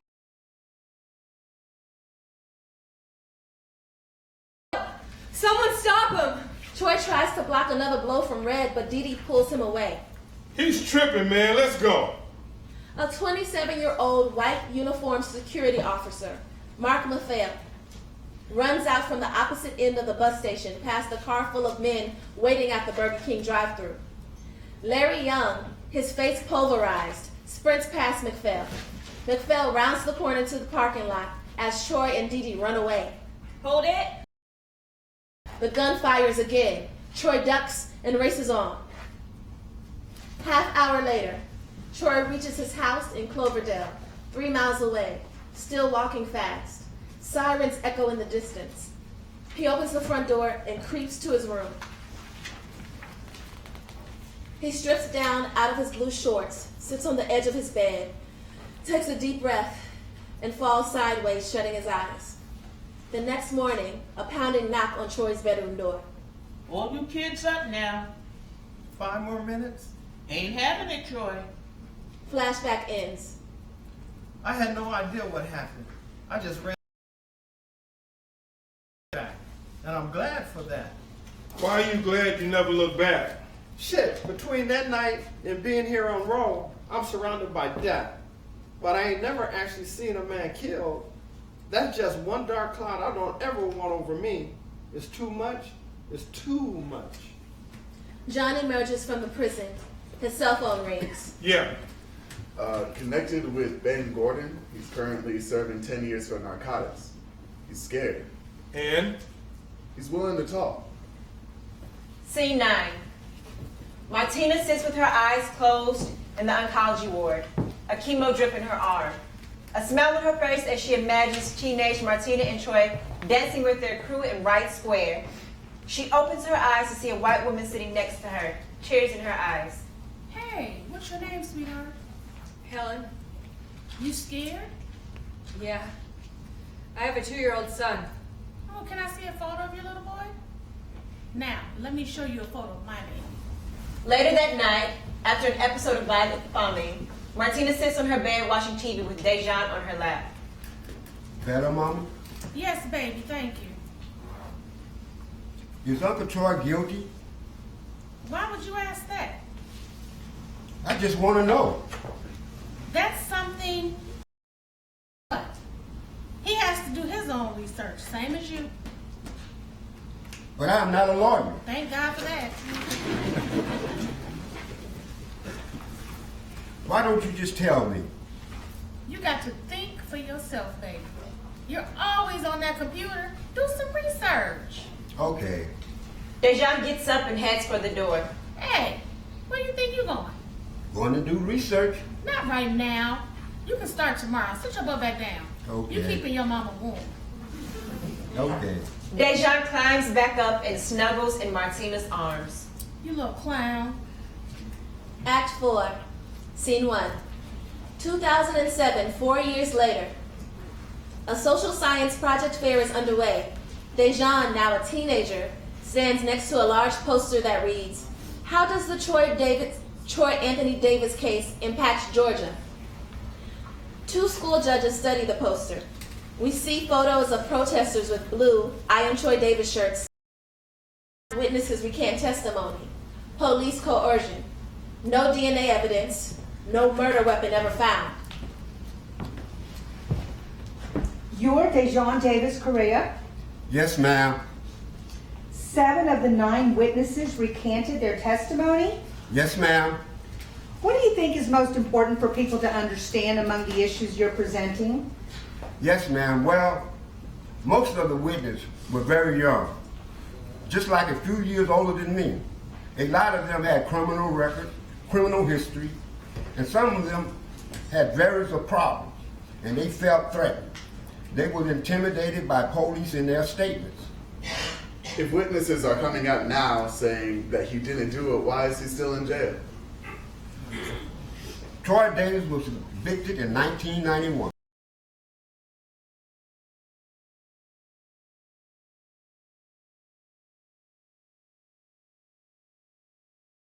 My uncle had a bad lawyer at his trial and witnesses who were told what to say by the police. Now that this is all come out, the state doesn't care. It's too little, too late. How does this case impact Georgia? By holding the state accountable, ma'am, let me start over.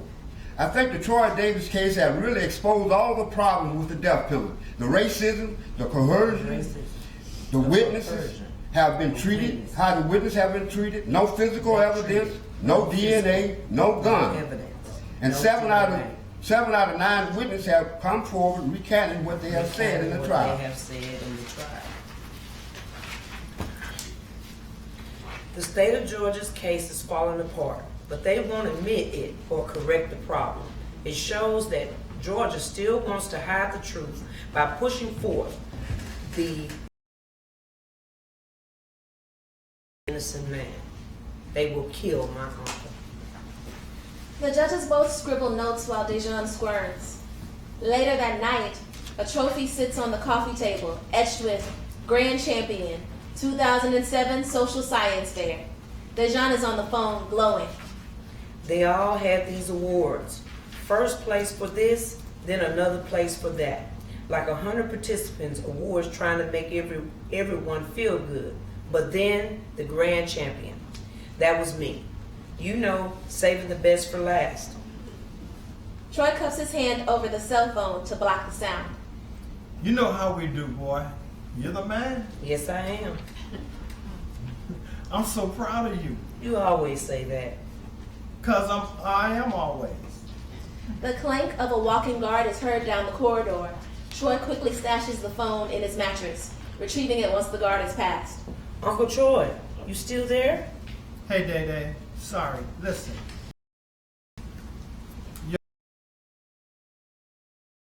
I'm proud of you. Thanks. Love you too. DeJauN hands Martina the phone. Hey.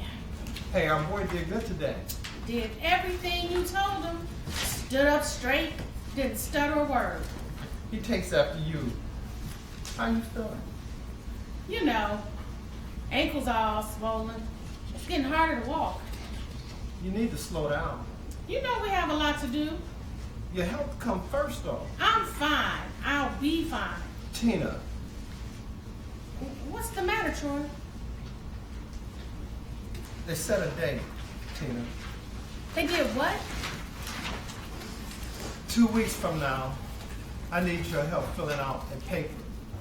I have to tell them who my final visitors are, my last meal, if I want more organs donated, if y'all want to pay to bring my body back to Savannah. Otherwise, they'll bury me here at the prison. That still costs $25. We'll fill out photos of Troy's face over their own. My brother will not be marginalized. Everyone who has looked at the evidence agrees that there is too much doubt in his case to keep him in prison, much less kill him. Like the state of Georgia intends to do in less than 2 weeks. Let me say that again. There is too much doubt. And if you can't hear that, then I'll talk louder. I'll yell if I have to. Because if you believe in human rights, if you're against torture, then we cannot have the death penalty. We see Troy in his cell, watching the footage of Martina on a local news broadcast. That was the scene earlier this week on the steps of Georgia's Supreme Court, where sister of Troy Anthony Davis won her battle to stay the execution of her brother. Troy Davis was found guilty nearly 2 decades ago, for the murder of off-duty police officer Mark McPhail. 2008, 1 year later, Troy is watching another local news broadcast with a different reporter, speaking to the camera in a now empty lawn of the prison grounds. But today in Jackson, a win for Troy Davis, when within 90 minutes of his scheduled execution, he was granted his third stay. In an unprecedented move, the U.S. District Court in Savannah to hold an evidentiary hearing to determine whether Mr. Davis will be granted a new trial.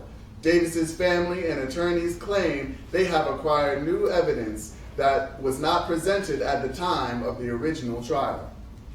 The broadcast cuts to the Davis family. John HANUSZ, Benjamin Jealous, Lord Moy, Al Sharpton, and dozens of family, friends, and protesters clapping and singing on the prison lawn. Slow fade to black. Scene 3, Wright Square, 2010. Outside the courthouse, sun permeates the Spanish moss. Martina is dressed to the nines, sitting on a park bench, clutching a legal folder. 16-year-old DeJauan sits in a suit next to her. They eat sandwiches. Martina's eyes drift towards a cracked, haunting statue. Your uncle and I used to come here, danced our butts off, right next to that statue. Yeah. Can you imagine your mama shaking her thing? You know what they used to call this place? What's that? The Hanging Square. Back in the slave days, where that statue is, that was the gallows. Hundreds of our sisters and brothers killed right there. Tortured. Huh. And me and Troy, we danced all over it. Better for dancing than for killing. You damn right. Later that day, the Davis family sits in the crowded courtroom. A silver-haired, good old boy, John Moore, presides. Detective Ramsey, from the Ben Gordon interrogation 20 years earlier, sits on the witness stand, being questioned by Spencer Law. We investigated every angle, from the shooting at the pool party to the bus station. We did our jobs. Mr. Cole was not questioned because he did not fit the description witnesses gave of the shooter. Did you, in fact, force witnesses to implicate Mr. Davis? Of course not. Thank you. A few hours later, John questions a black man in his late 30s wearing an orange prison jumpsuit. He is Ben Gordon. Explain what happened the night Officer McPhail was shot. After the shooting at the pool party? Beginning with the pool party. Flashback to the pool party. As Troy and his crew leave, he and Red nod a mutual hello. Out of the corner of his eye, Troy sees a young Ben Gordon bump shoulders with Red, who is smoking a spliff. Ben's scraggly friend Michael Cooper is next to him. But fuck, ain't y'all at the wrong joint? We chilling. Back up. Yo, watch your mouth, boy. Force me to concentrate, and I make fucking months from now. Ben and Michael cross the street and head over for their car. Red watches them brewing. Motherfucker talking bougie shit. I'll step up and push niggas' wig back, you heard? That motherfucker's all in them ankles on MLK every night. Ben revs the engine and pulls out. We see just a hint of Red with his Turtle Records shirt approaching from the side of the house to the back seat for cover, leaving the inside of the car. Flashback ends. Michael was shot in the jaw, but he was still alive. We dropped him off at the emergency room, get our pieces. Had them stashed at a place by the pool hall. Your piece? We was kids. We thought an eye for an eye. We got ours, and we were around the corner in Yamcroft. I saw some commotion at the bus station, so I rolled in and saw what was what. That's when I saw the shooter walk up to the man lying on the ground. Yes, I did. Who was he? Flashback. Young Ben Gordon pulls his stepping over Officer McFell, who is already down from the first shot. Red lifts his gun to McFell's head. No hesitation. Bang. Sylvester Red Coles shot that officer, but I didn't say what they wanted me to. And Red, he wasn't a guy you snitch on. If you did, it could be the last time you speak. I was just a kid. How old were you? 16. That's all? That's all, Your Honor. John turns to sit, Ben interjects. I have really had this burden on me for a long time. I was carrying this just want the truth to be known. My own. Thank you, Mr. Gordon. In a thick draw. Largely smoke and mirrors, or lacking probative value. After careful consideration, the court finds that Mr. Davis has failed to make a showing of actual innocence that would entitle him to relief in federal court. His motion is denied. The gavel seals the ruling. Scene 4, February 2011, 6 months later. Martina walks slowly with a cane, leading Virginia, Kim, Dejan, Lester, Ebony, and Ebony's 3-year-old daughter, Kirsten. A loud clank behind them as guards lead them into a familiar prison visiting room, but now it is divided by a plexiglass wall. What's this? Wardens revoked contact visits. Why? He gives no explanation. The rest of the family... Well, I hope the government keeps banning the drugs they look to kill you. Tina, who knows what anymore? Yeah. Back to the parole board for a clemency hearing. He's trying. As old as I was when they locked me up. Virginia summons everyone to gather around. Come on then. How do we do this with Troy over there? Kirsten puts her hand on the glass. Troy presses it on the other side of the glass against hers. The others join hands in a circle, with Dejan completing the circle with Troy's other hand. Lord, we seek you in this strength. Justice cannot be undone at this critical moment, for we hear the whispers of those who plot to take our lives. In you, our Heavenly Father, we seek refuge. After the prayer, everyone filters out except Virginia. She knocks on the glass. Covering Kirsten's imprint. Troy meets his mother's hands with his own and nods to her. A guard takes Troy by the shoulder and escorts him out. Virginia watches her son leave. Scene 5, the next morning. Martina starts to enter the living room, but sees Virginia having a moment. Her hands are shaking, her body frail. Standing behind her mother, Martina sees the headline of a Savannah Morning News article spread open on Virginia's lap. The execution of Troy Davis on temporary hold. Drug Enforcement Agency confiscates drugs used for lethal injections. State of Georgia seeks alternatives. Underneath, Martina sees a few lines from an opinion. Just fire up old Sparky. Martina exits without speaking. Scene 6. Martina is lying in bed, looking gaunt and ill, her head hairless and sweaty. A knock on the door. Martina coughs and stirs. Mama, Be a minute. Virginia is sitting in a chair by Martina's bedside, healthy and vibrant, a stark contrast to her daughter. You have got to get up. God, all this poison. It's hard. I know it's hard. Martina begins to cry. Virginia walks over and takes her daughter's head in her lap and strokes her bald head. I just need a day. One day to just... You come a long way, baby. I miss the way things used to be. How'd they used to be? We were together. Remember? We danced and danced. I miss dancing, Mama. I know, baby. But what you're doing now is good. You're doing so much good in this world. But I'm so tired. Hear me now. Those two men you need, and they need you. They wouldn't be alive without you, and you wouldn't be alive without them. Whatever you have left, you finish this fight. You promise me that? I don't know. Stop. I said you promised, child. Martina nods, crying. Yes, I promise. Virginia gives the warmest of smiles, caressing her sick daughter's head. Good. Now get up. Opens the door. He's dressed in a suit and not there. Martina is alone in her room. You okay? I'm fine, baby. I'm fine. Help your mama into her chair.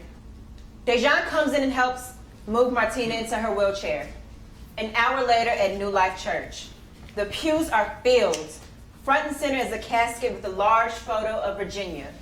Martina sits, surrounded by family. DeJauan stands at the pulpit and unfolds a piece of paper. This letter here is from my Uncle Troy.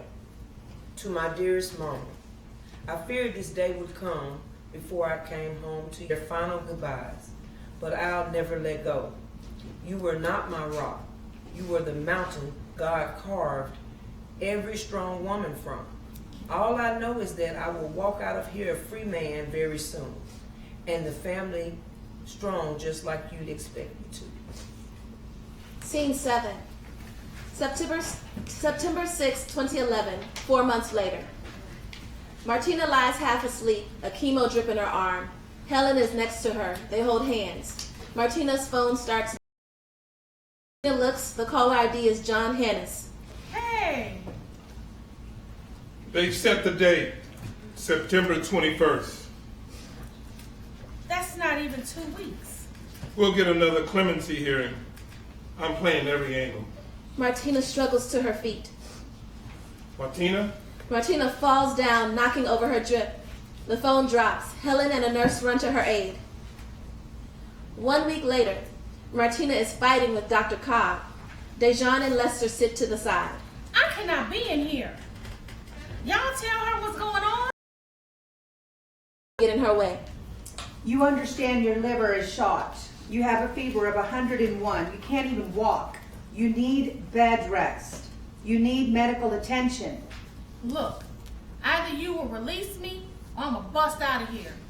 One way or another, my ass is leaving this hospital now. Half an hour later, Lester wheels Martina out. DeJauan carries her bags. Kim rolls around a minivan to help her in. Scene 8, Cephus Lloyd building. DeJauan helps Martina out of a black SUV. Martina looks across the lawn to another protest on the other side of the police barricade. A handful of police officers, some black, along with a dozen or so Tea Party types, holding signs that read, Georgians for Justice, and Justice for Mark McPhail. 22-year-old Mark McPhail Jr. stands next to his older sister Madison, wearing white shirts with their father's patron slogan, saying, Mark McPhail, he answered his call and gave us his all. Martina listens to Mark Jr. as DeJauan rolls her into the building. My father, Mark Allen McPhail's life was cut short on August 19, 1989.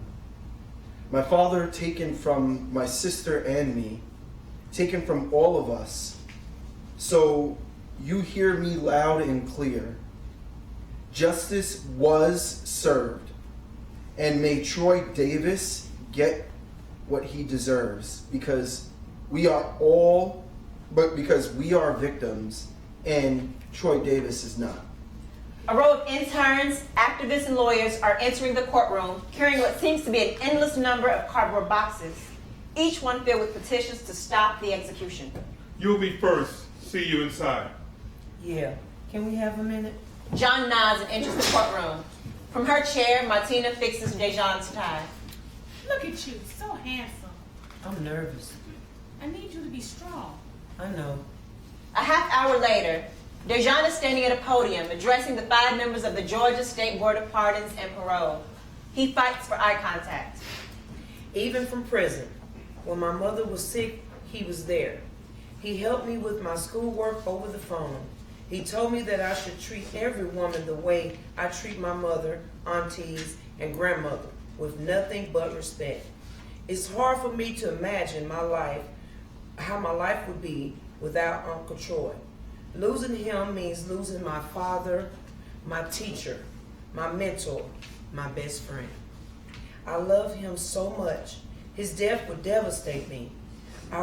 It would devastate my family. On behalf of myself and my family, I ask you, I beg you, please spare my Uncle Troy. Scene 9, September 21st, 2011. Early morning. Martina sits in the common area of a hotel suite, Command Central. Kim, DeJaun, and others make signs. Laura Moy, Ben Jealous, and a team of others are on their phones.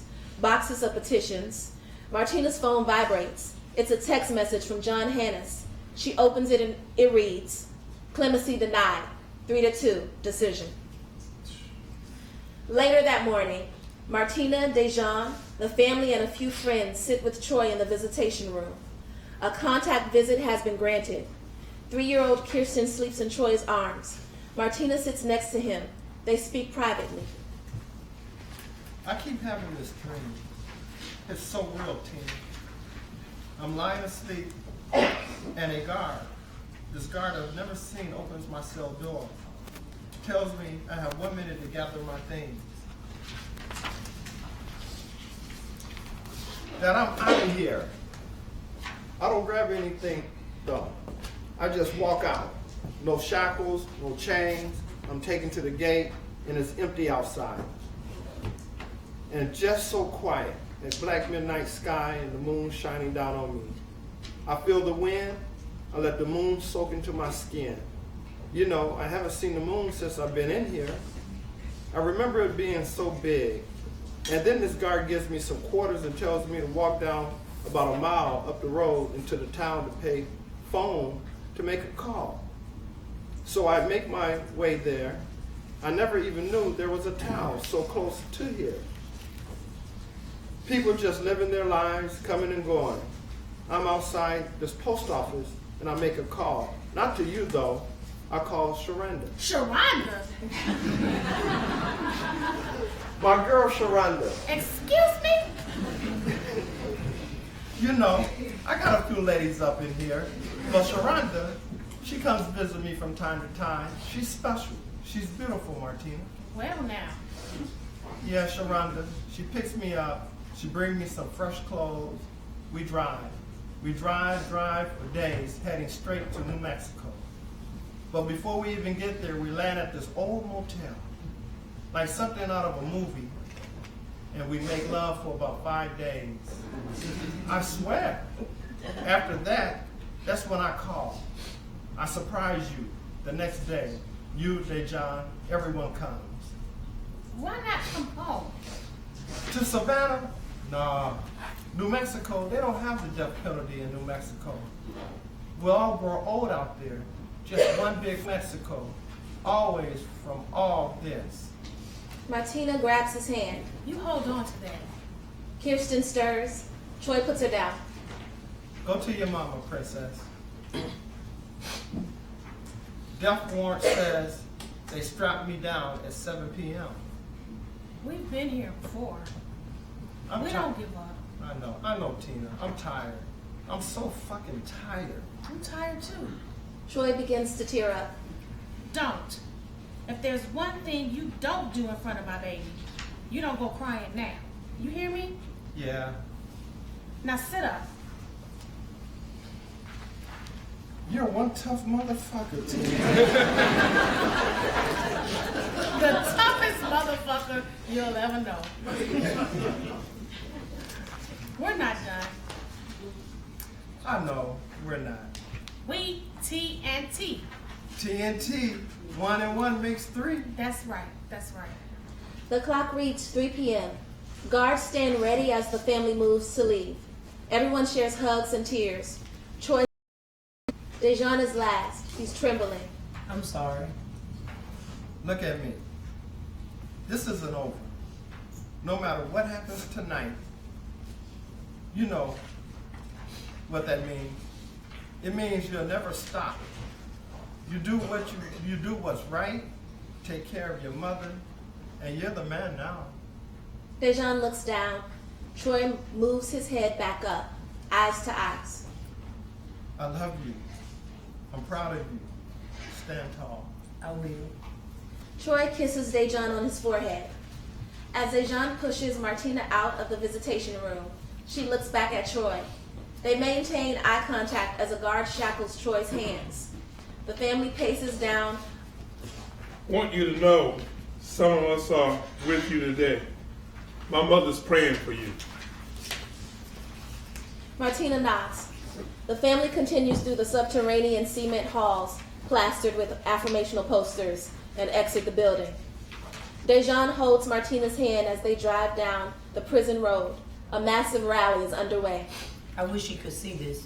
They exit the prison grounds and proceed down a dirt road towards Talladega Baptist Church. DeJauan pushes Martina into the main hall where hundreds of supporters and journalists are gathered. A press conference with Benjamin Jealous and Laura Moy is underway. They look at her face. Please let her make her way to the front. More pop flashes. Another photographer pushes to the front, bumping his camera into Martina's face. Lester pushes him off. Back off. Let us through. They fight to the front and lift Martina in her chair up to the podium. Benjamin hands her the microphone. Excuse me. Excuse me. The mic exchanges feedback as the room quiets. Our family is hurting, but we will not give up. Troy said that this fight did not begin with him, and this movement should not end with him. Because if we can amass millions of people to stand up and say, we will not stand for this, then we can end the death penalty. And that's what we need to do. We cannot go back idly, no matter what happens tonight, and say, well, we marched down the street, we wore an I Am Troy Davis shirt, and that's it. We have to be the catalyst for the change we want to see. Yes.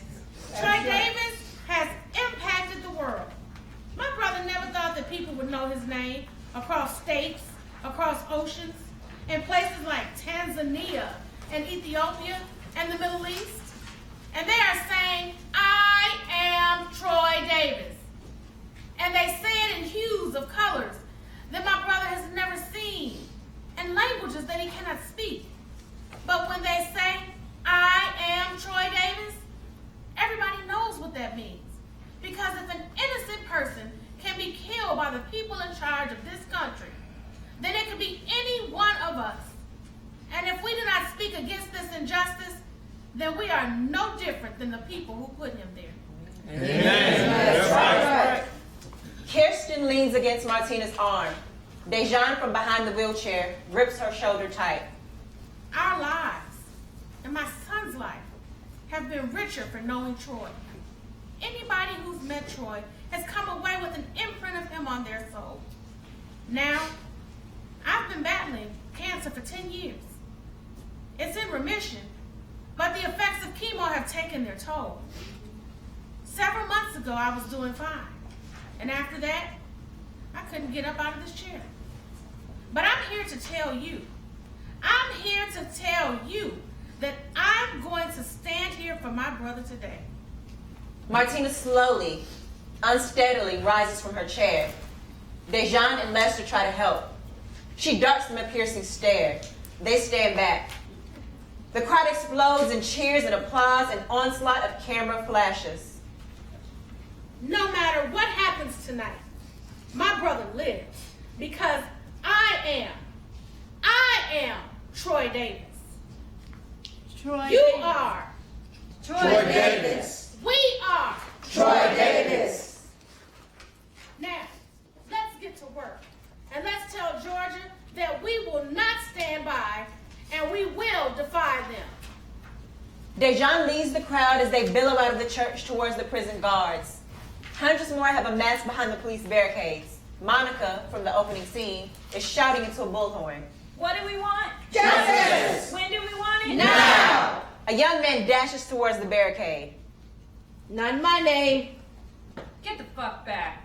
Police pin him to the ground, cut him and drag him off. Others beside him step forward. Police push them back. Martina watches from the window of a rented van. John sits next to her, talking on his phone. Keep pressing them, yeah. Okay. He hangs up. Georgia Supreme Court denied the appeal. We're going back to the U.S. Supreme Court. The car comes to a stop. I have to go inside now. I'll keep you updated. Martina grabs his hand. You make sure they treat him right. No pain. DeJauan wheels Martina into the sea of protesters. Inside Troy's death watch cell, 2 armed guards watch Troy through the plexiglass. He is dressed in crisp blue jeans and a white t-shirt, the uniform for an execution.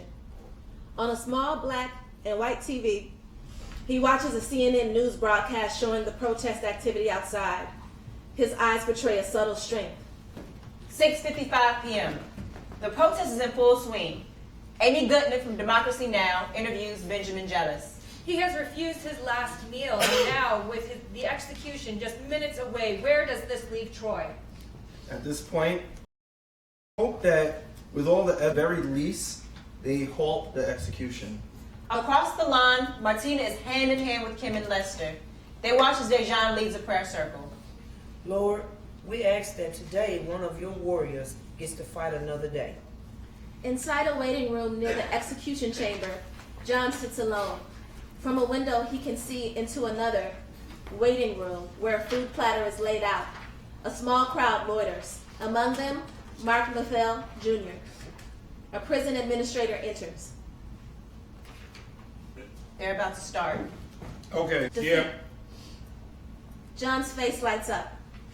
Outside the prison, a noisy, tense energy of chants, prayers, and singing. Laura puts her hand on Martina's shoulder. At a makeshift press table, a legal assistant answers the phone. Something is happening. People are hearing something as a shout breaks through the crowd. It's a stay. It's a stay. What's that? The crowd begins cheering. Text messages start beeping from multiple phones. A stay? Mom. The execution is off. He's going to be okay? I don't know. I don't know what's going on. The crowd begins to swell with noise, laughs, hugs, and cheers. Martina catches the legal assistant handing Benjamin Jealous a piece of paper in the midst of his Democracy Now! Interview. There are rumors of a stay. The crowd is in a frenzy. I am not sure. We have only received texts. Benjamin reads the note, excuses himself, and goes to address the crowd. I just received word from the lawyers, and I want to be clear. This is not a stay. The U.S. Supreme Court has asked for a temporary delay as they review the case. This is good news. The delay, but again, this is not a stay. The delay could be minutes. It could be hours, but for the moment, Troy is with us, and we are in a holding pattern. The crowd sobers to reality. Kim stands by Martina. He's still with us. He's still with us. Inside the prison, an older, gentle-looking man, Pastor Clayton, talks to the guard. The guard nods, giving him permission to enter. The TV Troy was watching now plays an episode of The Golden Girls. Pastor Clayton approaches. Here. He slides a Bible through the glass slot. Troy recognizes it, hesitates. It's all right. They'll let you hold it. Would you like to pray? Not right now. Could you turn that off? Clayton nods, turns off the TV, and steps back. Thank you, Father. The pastor walks away, Virginia's Bible. Troy examines the contours of the faux leather binding and then finally builds the courage to open it. There's a note written on the inside cover. My dearest Troy, I've known you longer where you sit today than any time we had on the outside. I can hardly believe that when you went in, you were a child. Now you are a man, and you are a man who makes his mother proud. Behind these walls, you have lived more and done more than most people have ever done. I'm so proud, Troy. With all my heart, I love you. And in my love is God's love. It is in this love that you are to be a free man. Don't forget this. Your mama. Troy slowly closes the Bible. He looks towards the entrance of the cell. John is standing there. His face does not bear good news. 10:30 p.m. Back in the prison yard, Martina sits surrounded by DeJauan, Laura, the family, and Benjamin. Martina phones rings. Supreme Court has denied the stay. Martina has almost nothing left from which to react. We prayed. I told him he'd change the world. What'd he say? He said he'd rather stay in the world. Martina hangs up the phone. Without needing to know what was said, Kim starts to cry. Inside, a small army of guards approach Troy. Without a word, he stands tall and puts his hands out for them to shackle. Troy is led into a sterile, bright white room, empty except for a few draped windows, medical trays, a clock, a phone, and a gurney. Troy gently sits on the gurney. A guard takes a restraint and buckles Troy in around his torso. Too tight? It's fine. Another guard removes the shackles on his feet and secures them in the foot restraints. They unshackle his hands and strap in the first arm, then the second.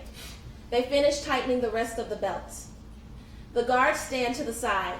Pastor Clayton clasps Troy's hand before being escorted out of the execution chamber. Warden Humphrey enters the chamber, followed by 2 nurses. The nurses surgically disinfect a vein in each of Troy's forearms. Then they insert 3 thick IV needles, each one connected to a tube with a different colored liquid. They connect a cardiac monitor. Through a window, a technician stands next to a series of switches connected to the 3 tubes. Troy looks the warden straight in the eye. The warden looks away. Finished, the nurses nod. Okay. 2 guards approach the gurney and hoist the back, angling Troy up at 45 degrees, like meat on display. They roll him over to the largest window. The warden presses a button. The curtains roll back, revealing the viewing room. In the front row is Mark LaFell Jr. Behind him is John HANUSZ, Pastor Clayton, and a few members of the McPhail family, and a few reporters. Troy makes eye contact with John, whose eyes are rimmed with red. The warden reads from his clipboard. Chatham County Court has sentenced the defendant, Troy Anthony Davis, on the 3rd day of September 1999 to be sentenced for the murder, to be executed for the murder of Officer Mark McPhail. We hereby proceed with the court order on this day, September 21, 2011. Troy, would you like to make any final statements? Yes. Say it louder. Troy locks eyes with Mark McPhail Jr., who leans forward. Well, first of all, I'd like to address the McPhail family. I'd like to let you all know that despite the situation, I know all of you still are convinced that I'm the person that killed your father, your son, and your brother. But I'm innocent. The incident that happened that night was not my fault. I did not have a gun that night. I did not shoot your family member. All that I can ask is that each of you look deeper into this case so that you really finally see the truth. I ask to my family and friends that you all continue to pray, that you all continue to forgive, and continue to fight this fight. For those who are about to take my life, may God have mercy on all of you and all your souls. God bless you all. Warden Humphrey looks to the phone and waits for what seems like an eternity. The phone is silent.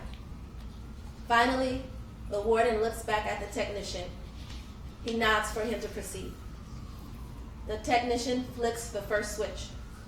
The tube in Troy's left arm jiggles as the fluid enters his vein. After a few seconds, his breath slows. He hears his sister, young, vivacious. What you doing, boy? A teenage Martina and Troy stand with their dance crew underneath the mossy oak of Wright Square. It's sunset. They're sidestepping, about to dance.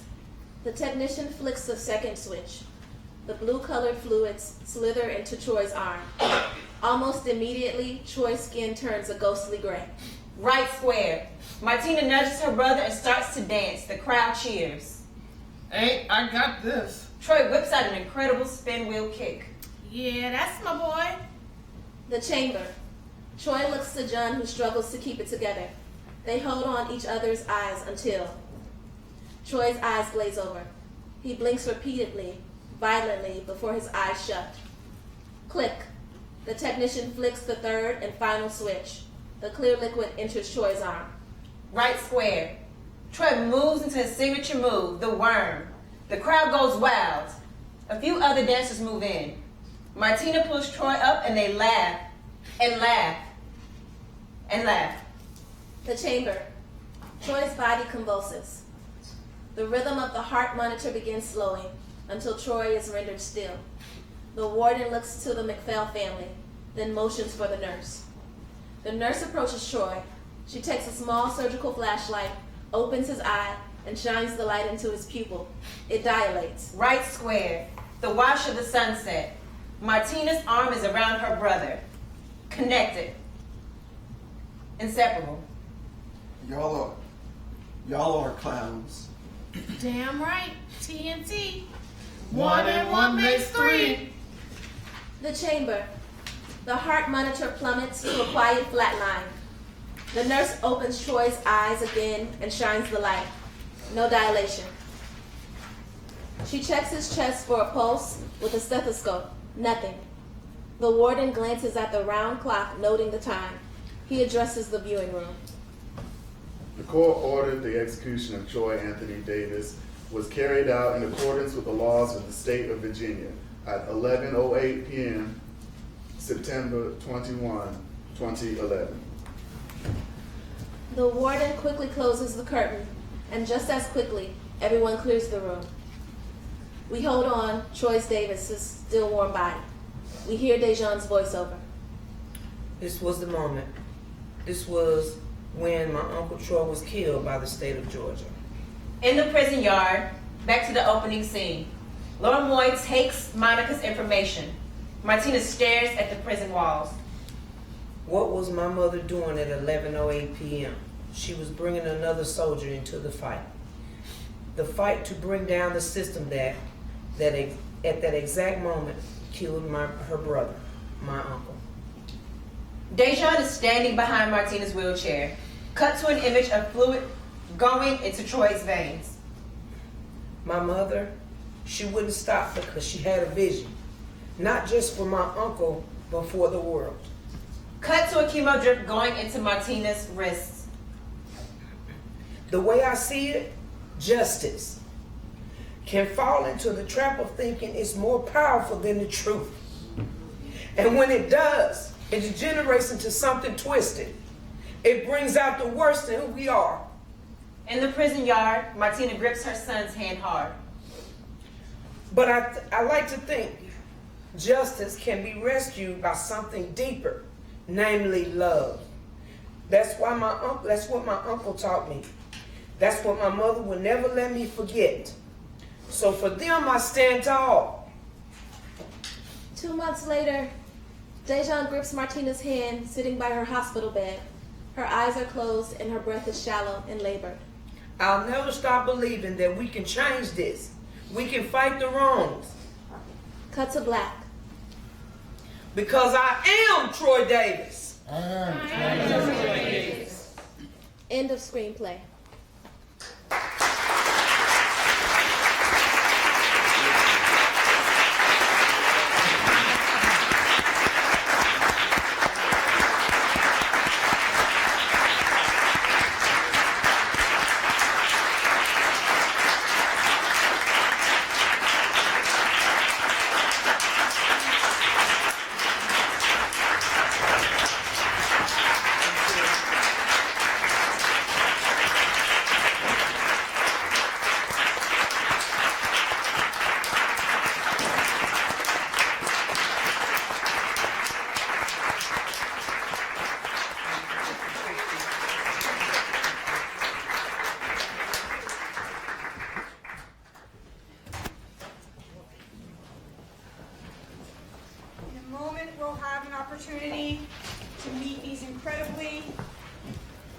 Courageous, and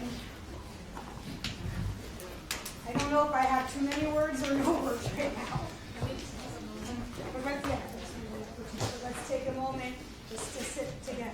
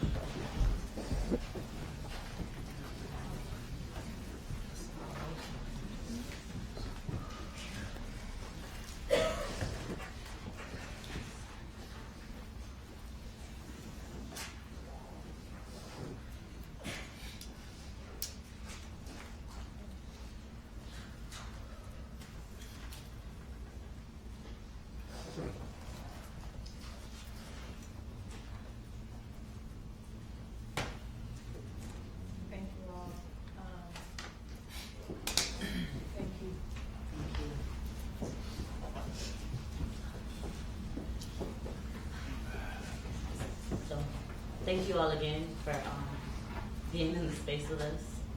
I want to thank our community here, our family here, Davis family. Thank you all for letting us tell the story. Thank you to all of our, like I said, all of our family members on this stage. Thank you all for allowing us to hold this space with you. I just want to ask if you all could take a moment to introduce yourself to the audience. And just let them know who you are.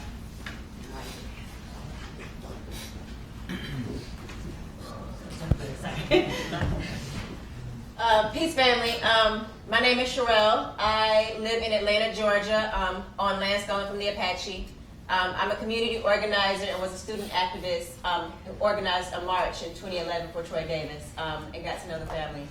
So it's an honor both to be here, to facilitate this process, and to be one of the stage readers for this work. Hi, my name is Airickca Gordon-Taylor. I'm an artist and an activist, and I'm very honored and humbled to be with this amazing group of people. I'm Ron Davis.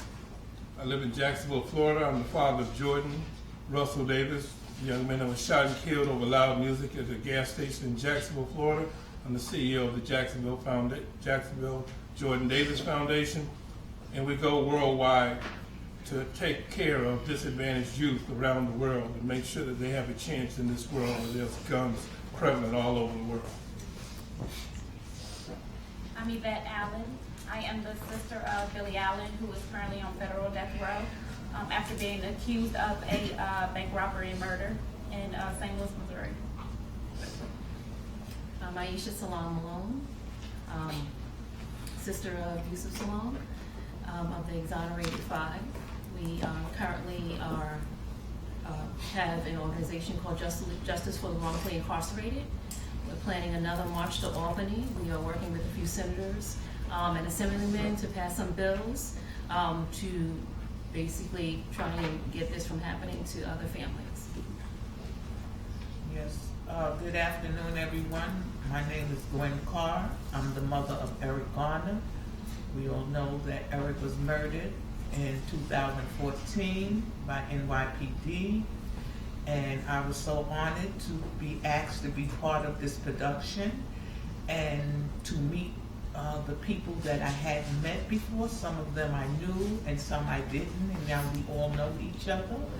And it was just an honor to bring the life story of this family. And we know this family is still hurting, like a lot of our families are still hurting.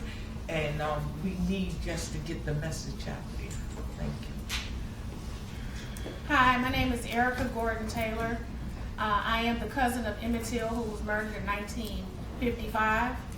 My mother is here also. I've come from Chicago, Illinois to support this beautiful family. DeJauan is like my little surrogate nephew. And it's just an honor to share the space with all of these other families and other cast members.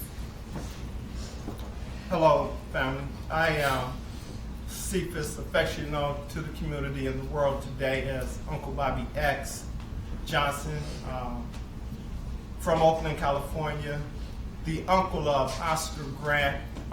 For those who may not know Oscar Grant, if you may have heard the movie Fruitvale Station, that's about our family. This is surreal for me, and definitely my condolences first to the Davis family. 10 years ago, approximately to this date, we had an event in Oakland, California where Martina came, and I had an opportunity to embrace her. And we spoke about Troy. We also spoke about Kevin Cooper and Momia. It was the 4th year anniversary of Tookie Williams, and I felt Troy then, but what I didn't know was the struggle that Martina went through and the dynamics of the family. So this is very emotional for me at this time.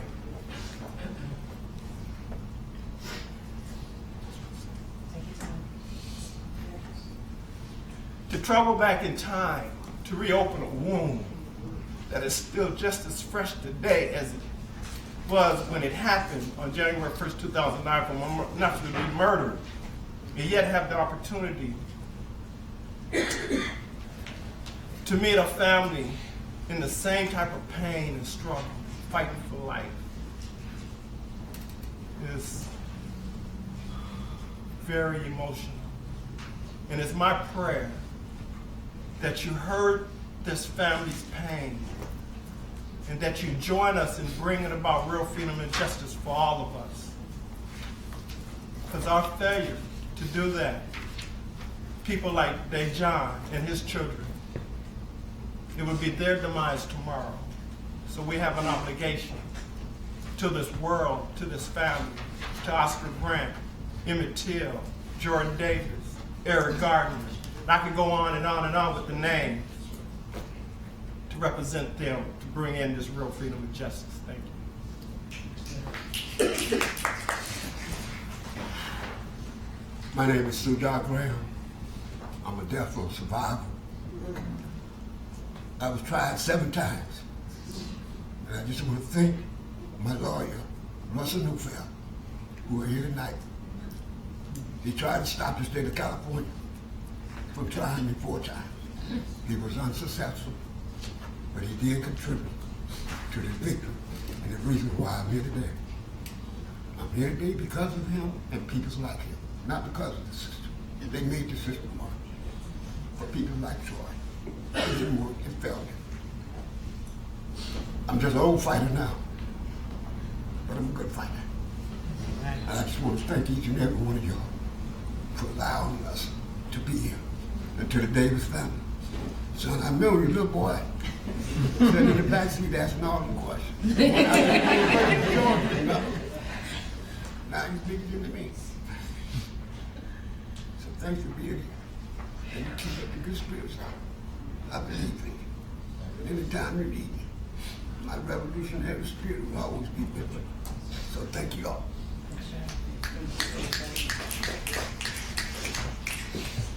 My name is Sabrina Butler, and I'm the first woman to be exonerated from Mississippi, in the United States, the first woman.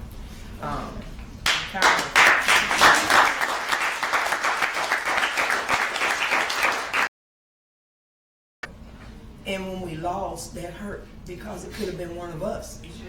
I've been doing it since '96. We have been fighting hard for justice. Why do we have the death penalty? It's not warranted. It's not fair. It's not right. I think that we should come together as people, as individuals. It does not matter the color of your skin. It matters what's right. You shouldn't be killing innocent people. That's not right. I thank you guys for letting me take your spot as being the Teenage DeJaunt, even though I'm female. I thank you guys for having us, and I thank y'all.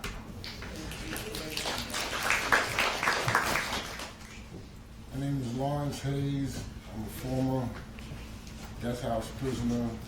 I got out of the death house because of Furman versus Georgia. So everybody who is against the death penalty helped to get me out. I'd like to see that happen again. When I got out of prison in 1991, I met an incredible group of people from almost every major civil rights organization in the country. From that, we formed the Campaign to End the Death Penalty. The Campaign to End the Death Penalty was one of the first major groups to embrace, the Troy Davis case. And we were on it for years and years and years before major organizations picked it up. I'm here today because I know the family. I've spent time with the family. I know Martina, and I could not deny this family anything. This is probably the strongest family I've met in all the struggles that, I've been involved in, which is multiple struggles. And I want y'all to know I love y'all.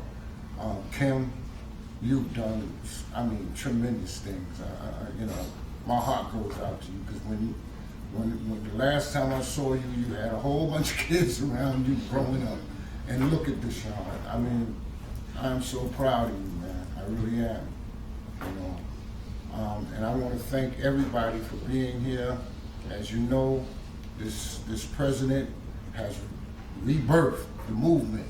And so everybody here, get 5 more people and ask them to get 5 more people, and let's change this around.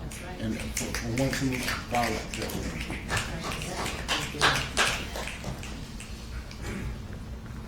Hello, everyone. I just want to first give thanks to your family for the fight that y'all struggled through, that you survived through, and for the pain that this government has given us all, to your family and to all of us that's witnessed and heard and is taken part of. So first I want to give a moment of silence to your family.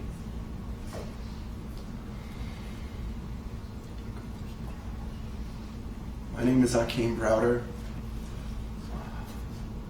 I'm the brother of Khalid Browder, the young man that suffered 3 years on Rikers Island for allegedly stealing a backpack. And it's funny, or it's fallen on me that as I read these words, which I want to share, it's funny because Khalid didn't say it exactly this way, but justice was all he wanted.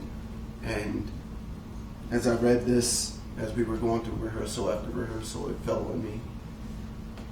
Justice can fall into the trap of thinking it's more powerful than the truth. And when it does, it degenerates into something twisted. My family, just like every other family that's been suffering, is not just past, it's present, and we will continue suffering, but we will continue fighting. with your help or without it. We cannot allow this to continue happening. Death penalty, wrongful incarceration, there is no justice in this. And yet, America still operates doing the same thing over and over, expecting different results. And that's the very definition of insanity. And I hope that you all join us and make sure that this doesn't impact our future generations, because it's already done a number to us in this generation, not my family, but all of us. We can't let the kids of our future suffer this, what our generations have. Thank you.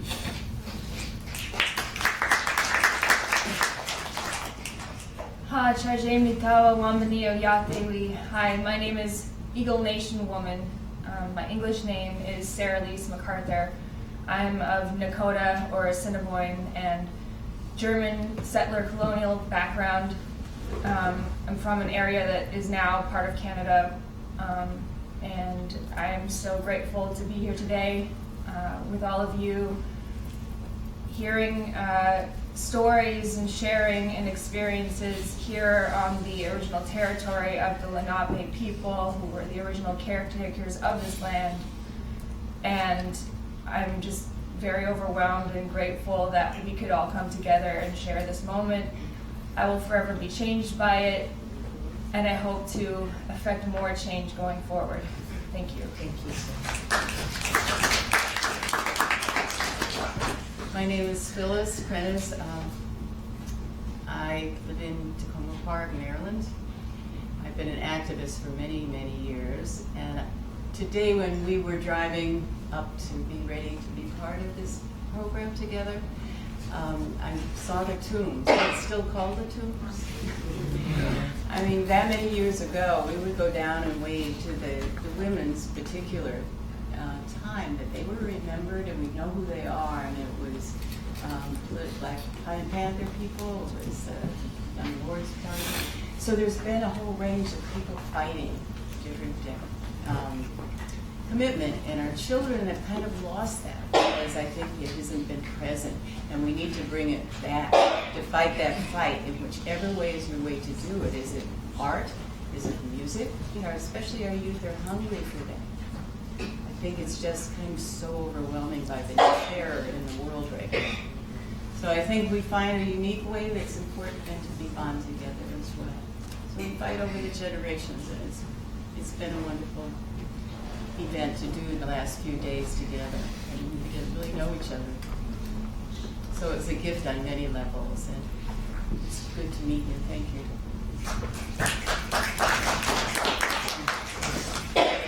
My name is Lee Wengraff. I'm from here. I was with Lawrence, one of the very early members of the campaign to end the death penalty back in '95, and met wonderful people along the way, like you guys. And I said at the beginning that I think of many of the people as family, and now I know all of you, and I think of all of you like family. And it's such an honor to be a part of that, and to meet all of you, to meet the Davis family. I haven't met any of you before, and it's really a privilege to be here. And this actually gives me a little more hope than I had at the beginning of this process, to see just the amazing strength and clarity and dedication. So again, I'm really grateful to be with all of you.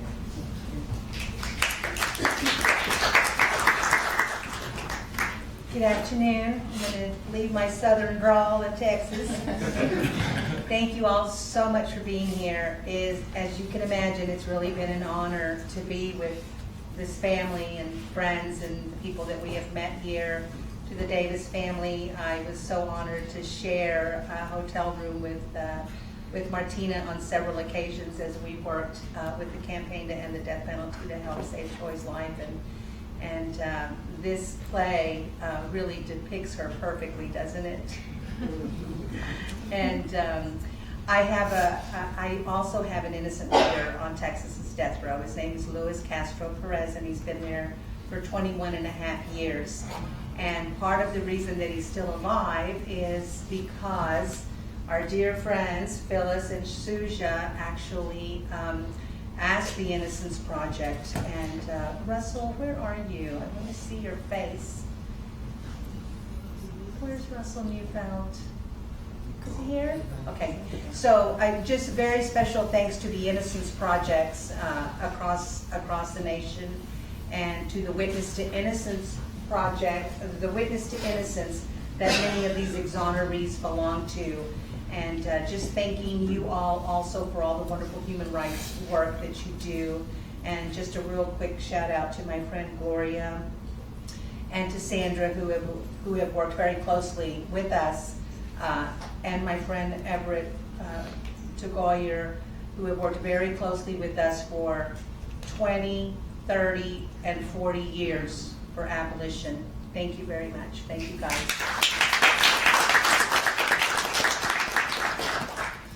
Hello, I'm Lucretia Brown. I am an actor and teaching artist in New York, and I am one of the facilitators of Donkey Saddle Projects. And I just want to say that I'm super grateful to have shared time and space and breath with each of you. And thank you for trusting us to sit on the stage and help share and tell your story.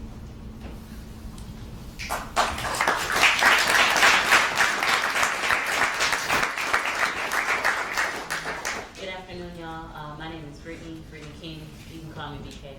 I'm one of the co-directors of Donkey Saddle Projects and one of the facilitators on the team for this reading.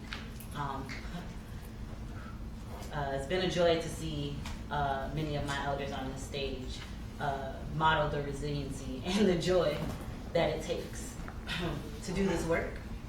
So I got to share my birthday with these lovely people. And, I gotta say, I never forget this birthday right here, because y'all made it very special for me. Thank you to the extent. I hold y'all in my heart. I hold Troy in my heart.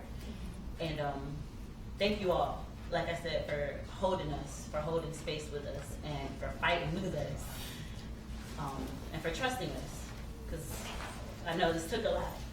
So I'm very grateful and very appreciative that y'all have changed my life. So thank you. Thank you. Thank you. Hi everyone, I'm Heather Holmes. I'm a performer, writer, and teaching artist, also one of the facilitators for Donkey Saddle Projects. And I'm so thankful, and I praise God for the opportunity to stand here on the stage with all these people, to stand in this room with all of you. It's an honor, and I thank you all, Daisy, for being here. Thank you very much.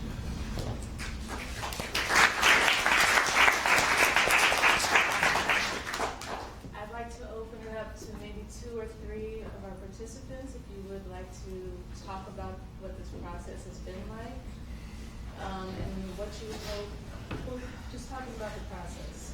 And I just want to also point out that it was like a day and a half, if even that, to rehearse all of this. So give it up for Daisy. It took a lot.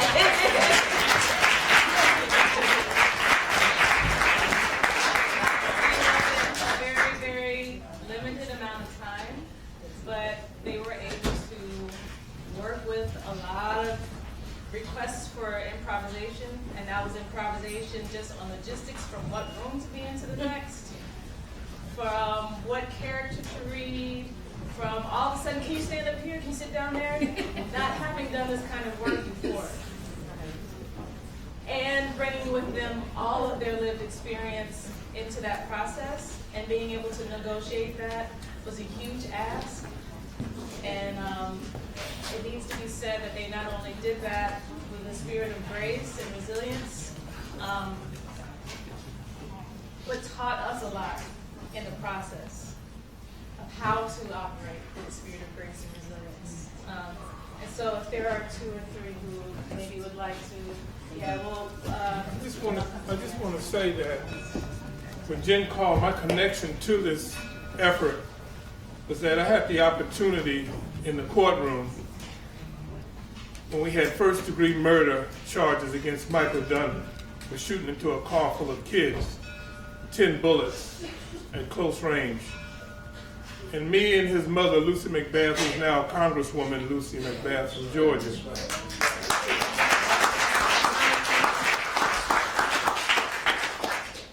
We had a choice to make.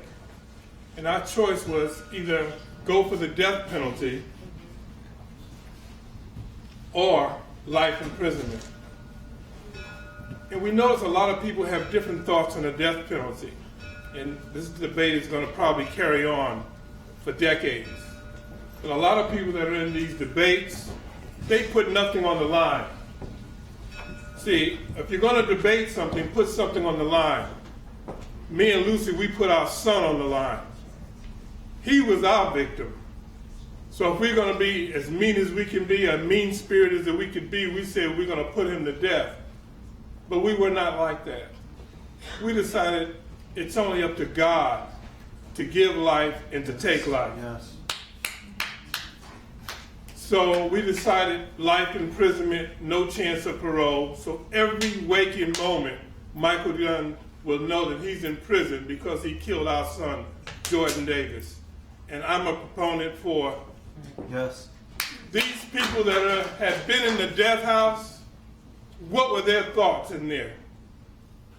And it just hits my soul and it tears my soul up. And I'm so absolutely honored not only to meet the family of namesake Davis, but also to meet people that have faced the bullet, have faced the animal, which is the death house, and came out on the other side with love in their heart.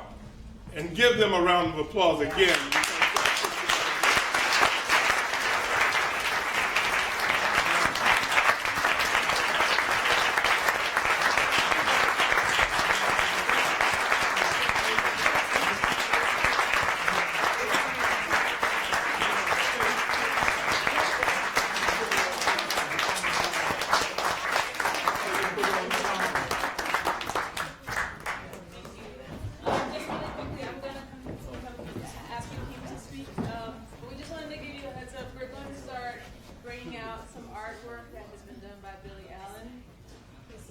Yvette is here and has spoken, so we just wanted to let you know there's artwork that he's been creating while he's been incarcerated, and we have that we'd like to share with you. So as we continue to hear from the participants, they'll be bringing some of those things out as well. Yes, please. Really quickly, I just wanted to give acknowledgement for Jen and all of the...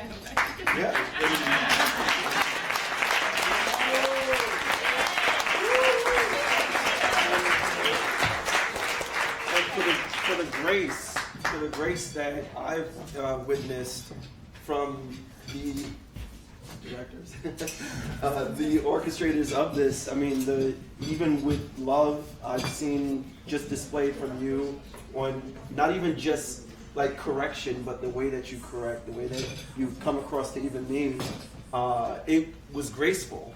And I think everyone in here could testify to like the calm, the peace, especially the breathing exercises, the gentleness, the way that they've handled in a very short period to get this brought to you and to all those that would view it. I think it was masterfully done. We'll hear from Uncle Bobby and then we'll come to Love. You know, thank you that he spent the words that he gave you. Because we're all clear that are standing up here, beautiful wife that's here in the audience.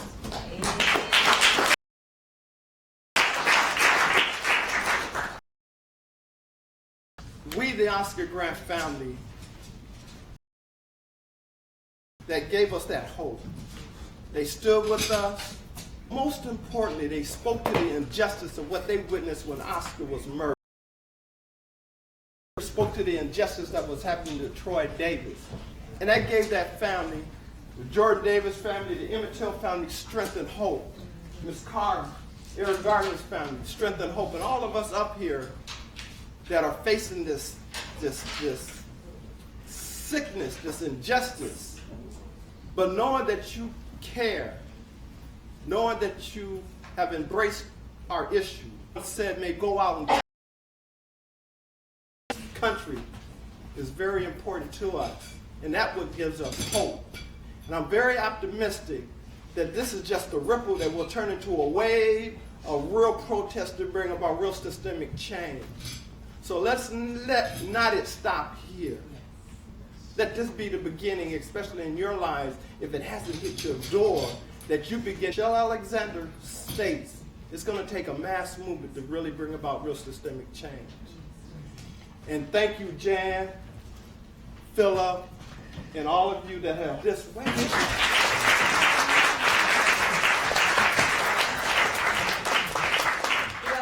Speaking about our week, it was grueling. Don't let it get grueling. It was really, really difficult, particularly emotionally. Emotionally, it was very, very difficult. But we did a great job. Everybody did a wonderful job. And I forgot to mention Scott Langley. I'm not sure where he is now, but Scott Langley is a photographer here in New York and has done a wonderful job over the years. And I believe he very much covered the Davis family over the years, and we have worked together at the Fast and Vigils that we hold each year in Washington, D.C., June the 29th through July the 2nd, marking some important abolition days. So wherever you are, Scott, thank you, and we love you very much.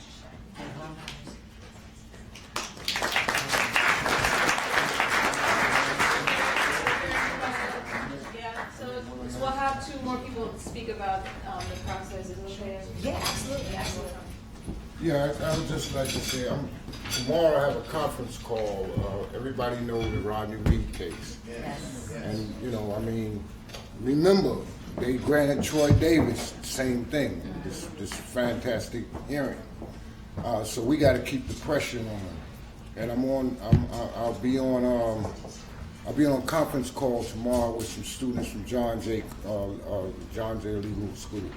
And so hopefully we'll be able to post something on Jan's website. So, you know, pay attention, and like I said, you know, the movement goes on, the struggle goes on, and if I can, I'll get information to you, but tune in and do whatever you can. Put the pressure, keep the pressure on, because if Trump gets his way, I mean, you know, every state will be killing somebody almost every month.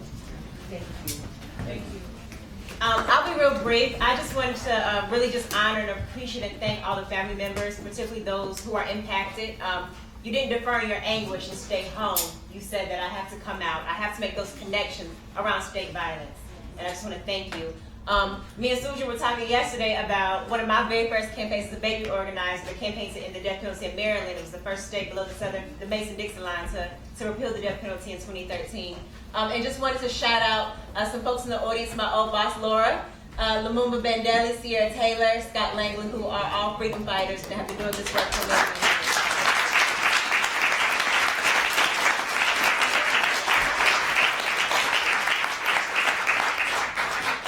I know this might be out of order, but we have a couple of, at least I know 2 family members here who are loved ones, and I just want to acknowledge them. They are here. They have gone through this pain. Our sister here, Dominique Archibald, lost her son in Barstow, California, Nathaniel Prickett, and of course my brother, Joshua Lopez. He lost his uncle. Was it your uncle or your cousin? Uncle here in the Bronx? Manhattan, right here in New York. And if there's any other family member that lost a loved one. Oh, Miss Juanita, I haven't seen you in years. My love to you. Malcolm Ferguson, her son. Thank you for being here.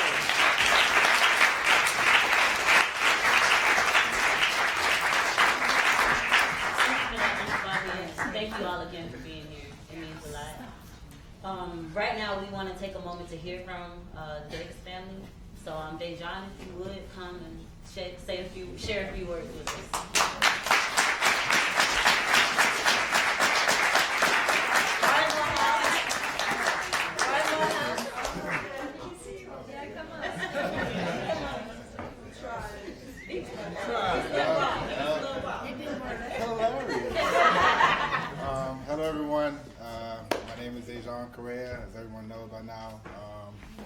forgive me while I turn my back to you. I just want to say thank you to each and every one of you. I really want to shake everyone's hand. Thank you. Thank you. Thank you. Thank you.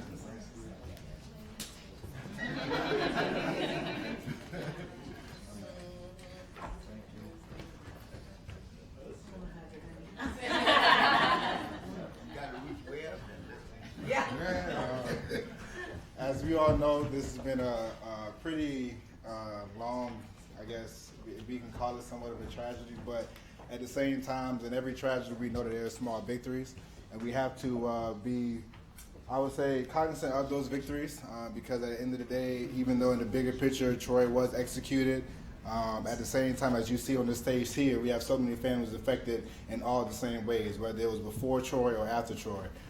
The story and the messages are still the same. Yes, it's different families, but at the same time, as you can see, with the power of social media, for what is the goodness of social media, and just other ventures of people being more cognizant of what's going on out there, a lot more people are more willing to listen, because when Troy was on death row at the time, it was very hard to get people to say, a black man is innocent? I don't believe that one, you know?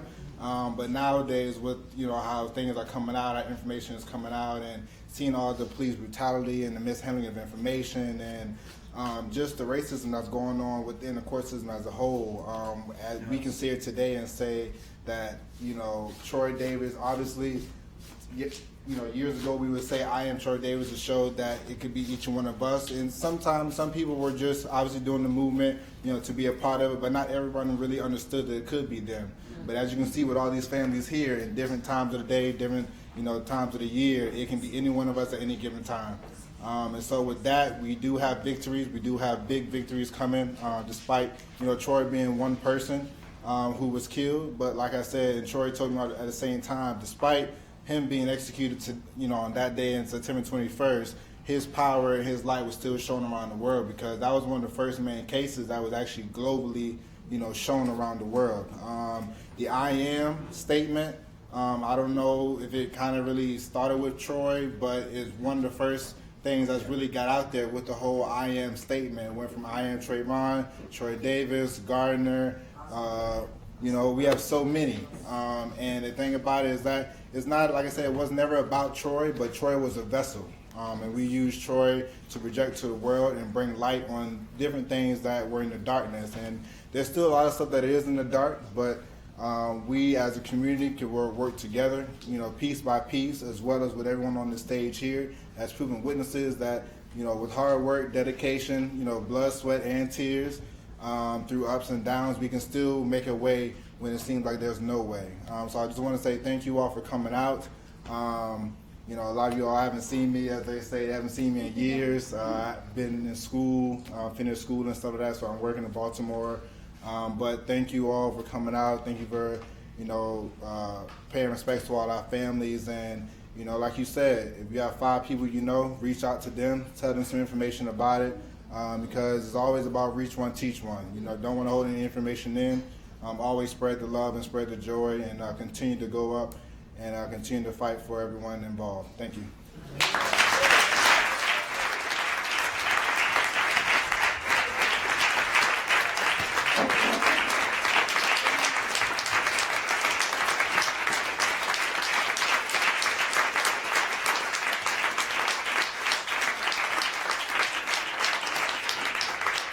He's a graduate from Morehouse, by the way.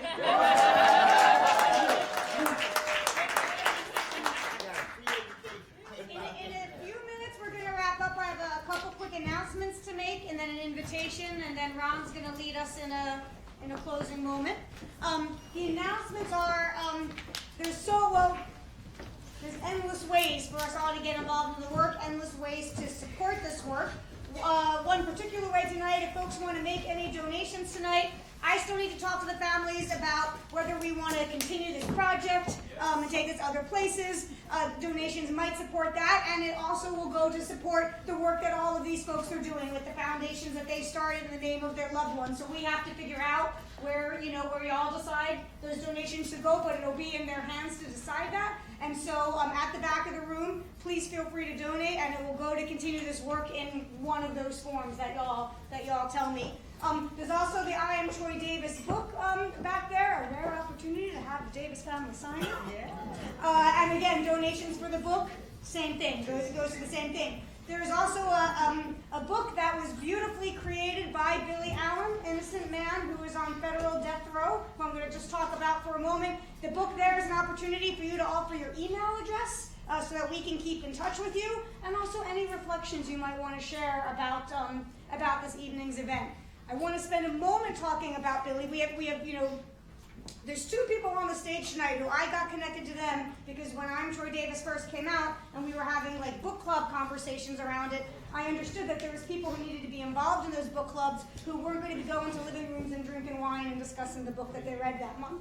And these were other folks who were on death row. And so I sent copies of I'm Troy Davis to a number of folks, invited them to send me their responses, which then I publish on my blog so that their voices could be part of that community conversations.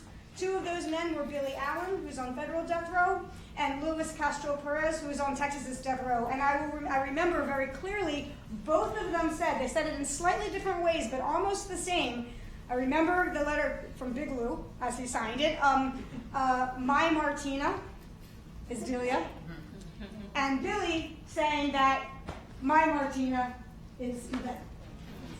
They both resonated so strongly with that, with their sister Martina as that advocate, because that's who you have been for them.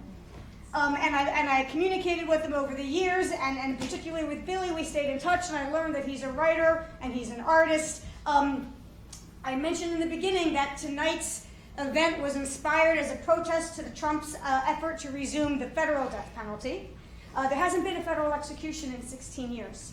And since the resumption of the modern death penalty, there's been 3 federal executions. Trump was trying to do 5 in December and January, just to give a sense of the proportionality. Billie, who's innocent on federal death row, his court is up. His appeals are done. Right? If the federal death penalty is able to be resumed, Billie is very vulnerable. And we wanted very much to highlight Billie's case. It's got all the hallmarks of everything that is so, I don't want to say broken about our justice system, because I think our justice system is working the way it was designed and intended to work. But all the hallmarks of why that justice system was never actually designed to deliver justice for Troy, for Billie, for Louis, Shujaa, for you, Sabrina, Lawrence. All of those reasons are part of Billie's case. In this booklet, you have more information about both Billie and Louis, including Billie's website, where you can get all the information and information on how to get involved.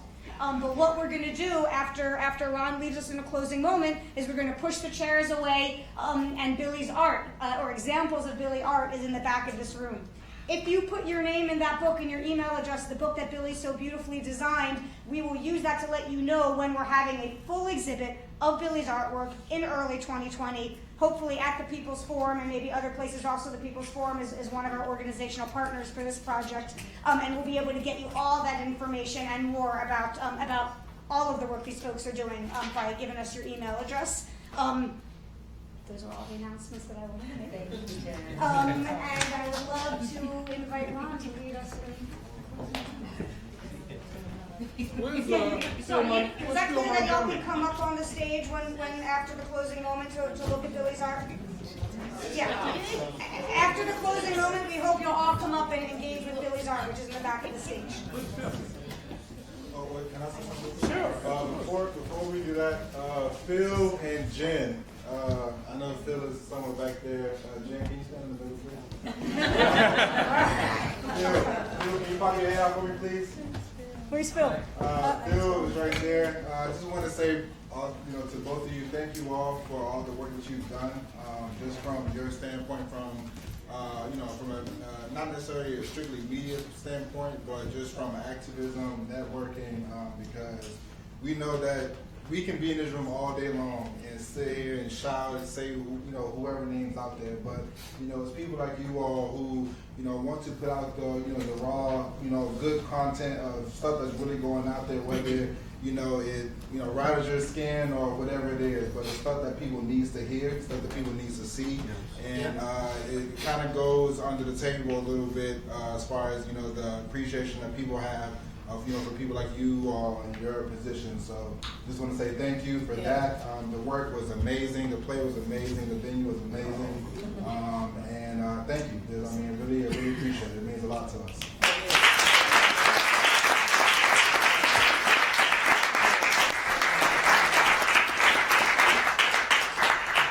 And when it's over, do not be afraid to come up or, shake hands with each and every one of these individuals. A lot of times, when you hear that families have pain and have been hurt, been in the death house, you kind of say, well, should I say something to them or whatever the case may be? They all want you to embrace them, okay? So understand.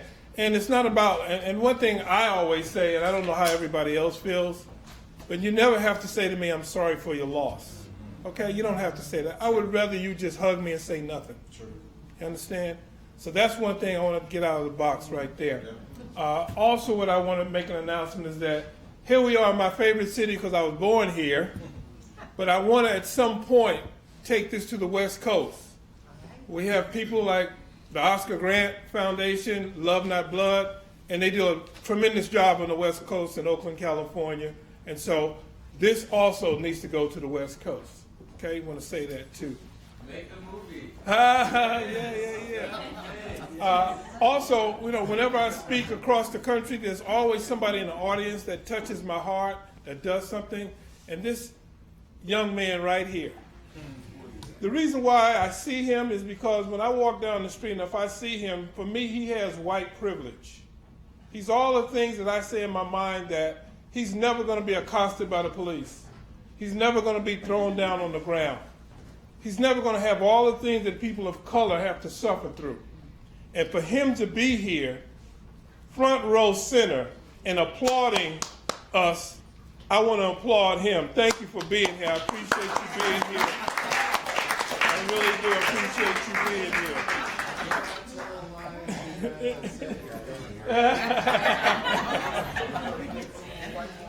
One of the reasons I love New York is because we have all cultures and all nationalities. That's why I'm so proud of my home. Whenever there's a turnout with everybody. And it's always been true, and I brag about you all over the world. I do that. I appreciate it.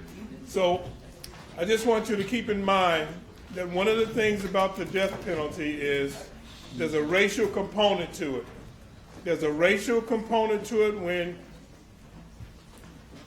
Black and brown people of this nation is only 12 to 13% population. But over 40% of the people that are in the death house are people of color. So I want to remind you, when they start executing people, down the line we're going to see these numbers continue to grow, that people that look like me will be executed. I want to bring about Sherelle here, and she always closes with the right closing, and we know what it is, but we want you all to join us when we say this. Sherelle.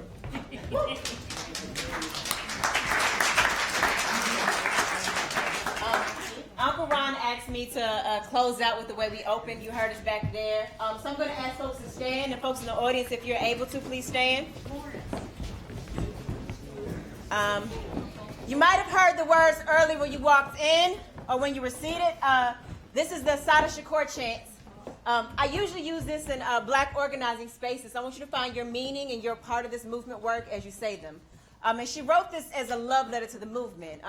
As you know, Sada Shakur was the Black Panther, liberated from prison and is now in Cuba or Venezuela or somewhere, but just not here in Cage. So we're grateful. We're going to do it 3 times. Is that cool? Okay. It's to repeat after me.